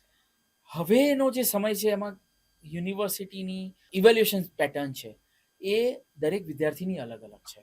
એટલે એવું નથી કે મને જે એસાઇનમેન્ટ આપવામાં આવ્યું એ જ મારા જોડે ભણતા બીજા વિદ્યાર્થીને આપવામાં આવે. અત્યારે એવું શક્ય છે કે દરેક વિદ્યાર્થીને એક યુનિક પ્રોબ્લેમ આપવામાં આવે અને એ વિદ્યાર્થી પોતાના જે જ્ઞાન મેળવ્યું છે ભણતા ભણતા એનો ઉપયોગ કરી અને એનું એ સોલ્યુશન આપે. ટુ ધ એક્સટેન્ટ કે હવે એવા એસાઇનમેન્ટ આપવામાં આવે છે, તમને જાણીને આનંદ થશે, કે જેમાં માત્ર મારી જોડે ભણતો વિદ્યાર્થી નહીં, જેમ કે હું કમ્પ્યુટર એન્જિનિયરિંગમાં ભણું છું, તો અમને એસાઇનમેન્ટ એવું આપવામાં આવે છે કે જે મલ્ટીડિસિપ્લિનરી હોય. એટલે કે એક એવો પ્રોબ્લેમ આપવામાં આવે કે જેમાં કોડિંગ એકલું ના હોય. હું કમ્પ્યુટર એન્જિનિયરિંગમાં છું એટલે એનું કોડિંગ પાર્ટ હું સંભાળી લઈશ, પરંતુ એની અંદર મારે કોઈ ફ્રન્ટ એન્ડ બનાવવાવાળા વ્યક્તિની પણ જરૂર પડે કે જે યુઝર એક્સપિરિયન્સ ડિઝાઇન કરવાનો હોય. એનું મારે પ્રોટોટાઇપ મોડેલ પણ બનાવવાનું, એટલે કોઈ મિકેનિકલ એન્જિનિયરની પણ જરૂર પડે. મારે એનું માર્કેટિંગ કરવાનું, એટલે એમબીએના વિદ્યાર્થીની જરૂર પડે. તો એવા પણ પ્રોબ્લેમ એસાઇનમેન્ટ આપવામાં આવે છે કે જેમાં મારે મલ્ટીડિસિપ્લિનરી મારા જોડે ભણતા વિદ્યાર્થીઓની જોડે રહીને મારે એક ટીમ બનાવવાની હોય અને as a team we submit that as a solution to that problem which is given to us. એટલે એ જૂના દિવસો ગયા કે જેમાં એક જ એસાઇનમેન્ટ દરેકને આપવામાં આવતું હતું. Now it is a unique assignment which is given. એનું એક્સટેન્શન તો એ છે કે ગ્રુપ એસાઇનમેન્ટ આપવામાં આવે છે કે જેમાં મલ્ટીડિસિપ્લિનરી વિદ્યાર્થીઓએ ભેગા થઈ એક ટીમ બનાવી અને એનું સોલ્યુશન આપવામાં આવે છે. એટલે ઘણી બધી યુનિવર્સિટી અત્યારે આ રીતનો જ એપ્રોચ રાખે છે અને એ જ ભવિષ્યમાં વિદ્યાર્થીને કામ લાગવાનો છે. એટલે અત્યારે આ રીતનું એસેસમેન્ટ થઈ રહ્યું છે જે મારા ખ્યાલથી નીડ ઓફ એન અવર છે. તમે જે એજ્યુકેશન સિસ્ટમની ને જે અત્યારે વાત કરી, જે યુનિવર્સિટી ડિફરન્ટ અપ્રોચીસ લાવી રહી છે, એડપ્ટ કરી રહી છે, એના લીધે એવું તો દેખાઈ રહ્યું છે કે વિદ્યાર્થીઓને બહુ બધા ફાયદા થવાના છે. આજે એક સ્ટુડન્ટને આપણે ઇન્ડસ્ટ્રી ડ્રીવન રેડી કરી રહ્યા છે, પણ હજી બી આપણે ક્યાંક ફોરેનના એજ્યુકેશનને કમ્પેર કરીએ તો ક્યાંક લેક કરી રહ્યા છે. તો તમને શું લાગે છે કે જો એજ્યુકેશન ઇન્ડસ્ટ્રીમાં આપણે કંઈક પર્મનન્ટ ચેન્જીસ લાવવાનો જો તમારા હાથમાં હોય, તો એવો કોઈ ચેન્જ છે જે તમે લાવવા માંગશો, જે ગ્લોબલ સાથે કમ્પીટ બી કરી શકે અને પ્લસ સ્ટુડન્ટને કે એવું એક્સ્ટ્રા વિઝન પણ આપી શકે? મારા ખ્યાલથી પાર્ટલી આપણે જે આ ઇન્ટર્નશિપ મોડેલ ભારતે જે એડપ્ટ કર્યું છે ને, એ વેસ્ટર્ન યુનિવર્સિટીમાંથી જ આપણે આ મોડેલ, એ લોકો જ્યારે તમે એમનો કરિક્યુલમ સ્ટડી કરો ને તો they have less classroom teaching, more industry exposure. અને આ જે ઇન્ટર્નશિપ વર્ડ આપણે જે અત્યારે યુઝ કરીએ છીએ which is very commonly now used, ભલે કોઈ યુનિવર્સિટીમાં હજુ શરૂઆતના સ્ટેજમાં હોય, ઘણી યુનિવર્સિટી એમાં ખૂબ જ સારી રીતે ઇમ્પ્લિમેન્ટ કરીને એના ફાયદા જોઈ રહી છે. આ એક વસ્તુ એવી છે ઇન્ટર્નશિપ, એટલે કે અર્લી એક્સપોઝર ટુ ઇન્ડસ્ટ્રી. મને યાદ છે કે આજથી 5-7-10 વર્ષ પહેલા જે પ્રોજેક્ટ એ છે ને ફાઇનલ યરમાં જ આપવામાં આવતો હતો, એટલે માત્ર છેલ્લા વર્ષમાં આવીને જ વિદ્યાર્થીને ઇન્ડસ્ટ્રીનું એક્સપોઝર મળતું હતું. અને આ જે ઇન્ટર્નશિપ આપણે જે અત્યારે મોટાભાગની યુનિવર્સિટી આ જે એડપ્ટ કર્યું છે એ જ ખૂબ જ સારો વર્ડ છે જે આપણે કોઈન કરી શકીશું ભવિષ્યમાં. અને એ જ ભારતનું જે આપણી ઈચ્છા છે કે ઇન્ડસ્ટ્રી રેડી એમ્પ્લોય મારે બનાવવા છે. Third largest economy, $5 trillion economy તરફ જે આપણે જવું છે, થર્ડ લાર્જેસ્ટ કન્ટ્રી, એ દિશામાં આપણો જે પ્રયત્ન છે એ આ ઇન્ટર્નશિપ કે જે વિદ્યાર્થીને ઇન્ડસ્ટ્રીની નીડ માટે તૈયાર કરે છે, એ આપણો અભિગમ અત્યારે મને સૌથી યોગ્ય લાગી રહ્યો છે.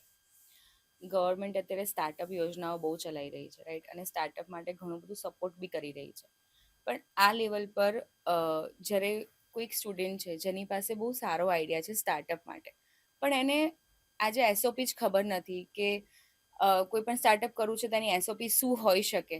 સો આવા કોઈ કોર્સિસ શું યુનિવર્સિટીએ એડ ના કરવા જોઈએ કે અગર કોઈ વ્યક્તિને સ્ટાર્ટઅપ રેડી થવું છે તો એને કઈ કઈ વસ્તુ બેઝિકથી ધ્યાન રાખવી જોઈએ, કઈ વસ્તુ બેઝિકલી એનામાં ઇક્યુપાઈડ હોવી જ જોઈએ કે જેનાથી એ ફ્યુચરમાં એનું સ્ટાર્ટઅપ સારી રીતના કરી શકે? જે ઇક્યુબેશન સેન્ટરની તમે વાત કરી એ તો કદાચ એને ફંડિંગ આપી શકે કાં તો એને એક પ્લેસ આપી શકે કે જ્યાં એ વર્ક કરી શકે છે. પણ કોઈ આવા કોર્સીસ તમને નથી લાગતું કે એવા પણ એડ કરવા જોઈએ? ઘણી યુનિવર્સિટીના કરિક્યુલમમાં આ કોર્સ તરીકે એડ હોય જ છે. એ ઉપરાંત ઘણી યુનિવર્સિટી યુનિક વે એડપ્ટ કરે છે. એ શું છે કે એમની ત્યાં કોઈ સેલિબ્રેશન ઇવેન્ટ થઈ રહી હોય તો એમાં એ લોકો એવી એક્ટિવિટી કરાવે છે વિદ્યાર્થીઓ દ્વારા કે જેની અંદર પાર્ટિસિપેટિંગ સ્ટુડન્ટ્સને પણ ખબર પડે છે કે મને તો આમાં બહુ મજા આવી રહી છે. જેમ કે હું તમને કહું એડમેટ શો ફોર એન એક્ઝામ્પલ, એમાં વિદ્યાર્થીને એવું કહેવામાં આવે છે કે તારે આ પ્રોડક્ટ બનાવી અને એને વેચવાની છે. આજે પ્રોડક્ટ વેચવી એ ઇઝ નોટ ધેટ ઇઝી. સામેવાળા કન્વિન્સ થાય તો જ તમારી પ્રોડક્ટ લેવાના છે. વેલ્યુ ફોર મની હોવું જોઈએ, એની જે અપેક્ષા છે એ મુજબ એની અંદર એનું ડિલિવરન્સ હોવું જોઈએ, માર્કેટ ફિટ હોવી જોઈએ. તો એવા ઘણી એક્ટિવિટી યુનિવર્સિટી દ્વારા કરવામાં આવે છે. હા, કરિક્યુલમમાં તો હોય જ છે. મને યાદ છે કે ઘણી બધી યુનિવર્સિટીના કરિક્યુલમમાં ફર્સ્ટ યર સેકન્ડ યરની અંદર આવા સબ્જેક્ટ હોય છે એન્ટરપ્રિનરશિપને લગતા, કે જે તમને આ બાબતે તૈયાર કરે છે. પરંતુ એ સાથે સાથે ઘણી બધી આવી એક્ટિવિટી પણ કરવામાં આવે છે કે જેમાં યુનિવર્સિટીનું જે ઇન્ક્યુબેશન સેન્ટર છે એ લોકો દ્વારા એક્ટિવિટી કરવામાં આવે છે. વિદ્યાર્થી એમાં હોંશભેર ભાગ લે છે અને એનાથી એમને ખબર પડે છે કે I think I am made up for the startup stuff. હું તમને એ પણ કહું, ઘણી યુનિવર્સિટી તો શું કરે છે કે પોતાનો જ્યારે પ્રોજેક્ટ ફેર, વિદ્યાર્થીઓ જે પ્રોજેક્ટ બનાવે છે અને પછી એનું એક ઇવેલ્યુએશન થાય અને એમાં કોમ્પિટિશન થાય અને એમાં જે જીતે એને ઇનામ મળે. તો એનું જ્યારે ઇવેલ્યુએશન થાય ને તો એની ઇવેલ્યુએશન ટીમમાં ઇન્ક્યુબેશન સેન્ટરના જે કર્મચારી હોય એ પણ એનું એક ઇવેલ્યુએશન કરે. એટલે વિદ્યાર્થીએ જ્યારે આખી આ પ્રોડક્ટ બનાવી છે પ્રોજેક્ટના ફોર્મમાં, તો whether he has got those skills or not, તમે જે કીધું એ કે માર્કેટની નીડને ફૂલફિલ કરી શકે, ઇન્ડસ્ટ્રી રેડી છે કે નહીં આ પ્રોડક્ટ, એની વેલ્યુએશન એને કરી શકે નહીં, કેટલા એના બાયર છે, એના કોમ્પિટિટર કોણ છે, આ બધા જ મુદ્દા ઉપર એને પ્રશ્નો પૂછે છે ત્યારે એને ખબર પડે છે કે હી ઇઝ તો પોટેન્શિયલ સ્ટાર્ટઅપ ફોર મી. તો ઘણી યુનિવર્સિટીમાં એવું હોય છે કે પછી એ વિદ્યાર્થીનો સંપર્ક કરવામાં આવે છે. એ વખતે પણ એને પીચ કરવામાં આવે છે કે તને ખબર છે આ તારી જે પ્રોડક્ટ બનાવી છે એની તો ખૂબ જ માર્કેટની અંદર ડિમાન્ડ છે, તો લેટ અસ વર્ક કોલાબરેટલી. આપણી પાસે કમ્પ્લીટ ઇકોસિસ્ટમ છે, હું તને ફંડિંગ અપાવડાવીશ, તું એક પ્રોટોટાઇપ મોડેલ બનાવે, આપણે પહેલા એને માર્કેટ સર્વે કરીએ અને પછી તું એને મોટા પાયે લોન્ચ કરી શકીશ. અને ઘણી યુનિવર્સિટીમાં આવા વિદ્યાર્થી ભણતા ભણતા એમની જર્ની એવી પણ પૂરી થઈ છે કે 4 વર્ષના અંતે એ ગ્રેજ્યુએટ તો થઈને બહાર પડ્યો જ છે પણ એક સક્સેસફુલ એન્ટરપ્રિનર પણ બન્યો છે. એટલે આવી ઇકોસિસ્ટમ ઘણી યુનિવર્સિટીમાં as a part of curriculum, as a part of ecosystem હોય જ છે અને એના સારા રિઝલ્ટ્સ મેં ખુદ જોયા છે. પેરેન્ટ્સને આજે છે ને પોતાના બાળકના કરિયરની બહુ ચિંતા હોય છે અને એઝ ઓફ નાવ જે માર્કેટમાં એવરી ટાઈમ ટેકનોલોજી ચેન્જ થઈ રહી છે, આપણે ઘણી વખત એવું જોઈએ છે કે સારી સારી કંપનીમાંથી લોકોને જોબમાંથી કાઢી રહ્યા છે, રાઈટ? અને એવા ટાઈમે પેરેન્ટ્સની પોતાના બાળકના ફ્યુચરને લઈને ચિંતા હોવી એ ફેર છે, રાઈટ?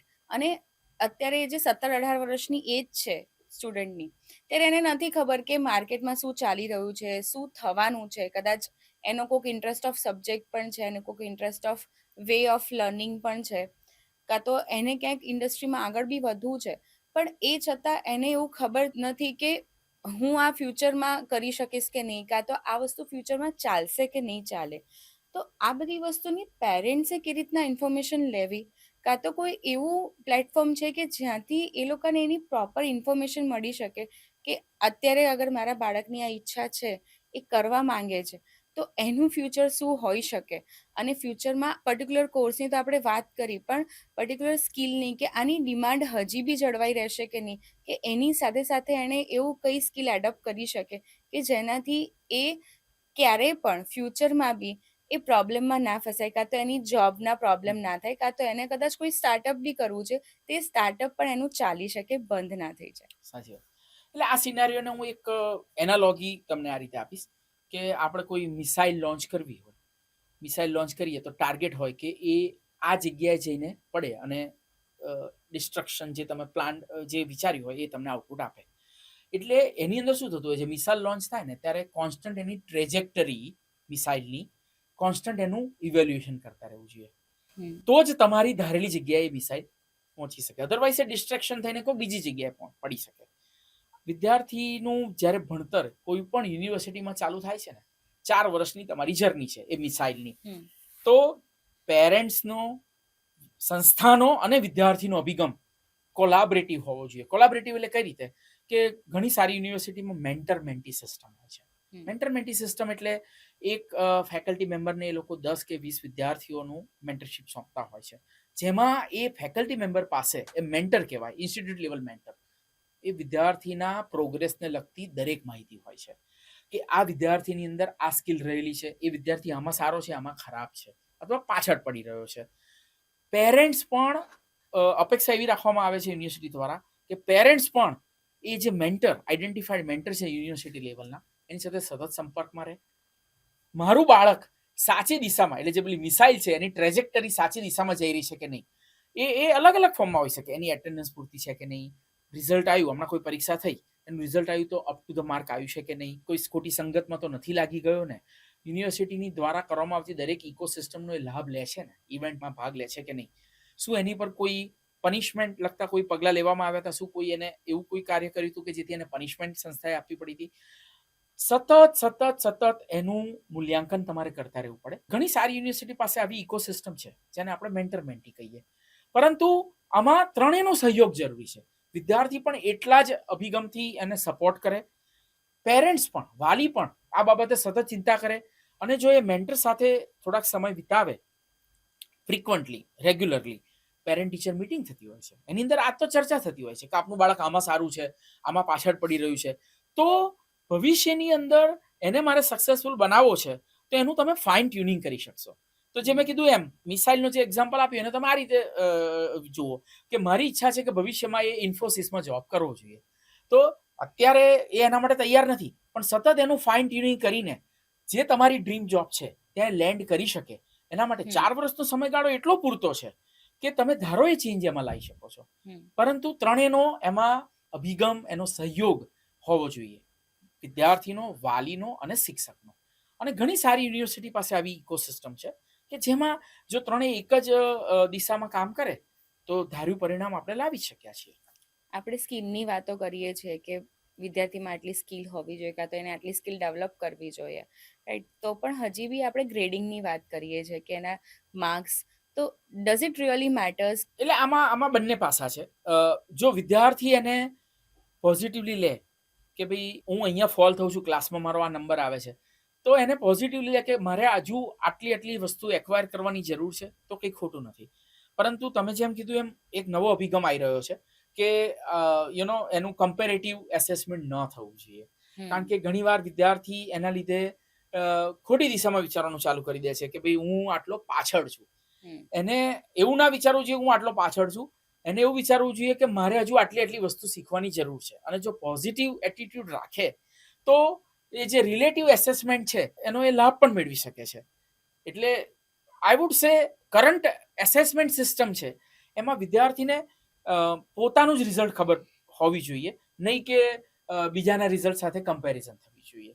પણ જો એ પોઝિટિવલી એને જોશે, એનું પ્રોપર કાઉન્સેલિંગ કરવામાં આવશે, તો તમે અગેન એમાં તમને સારા આઉટપુટ મળવાના જ છે.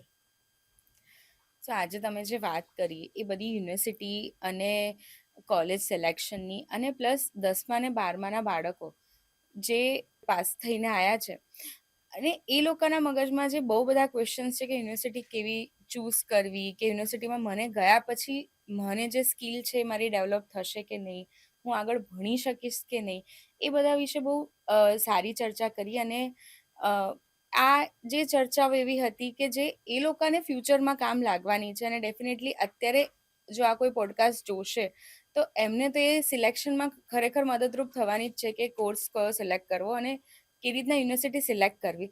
તો આજે તમે એ માટે સમય આપ્યો એ બદલ આપનો ખૂબ ખૂબ આભાર. Thank you so much.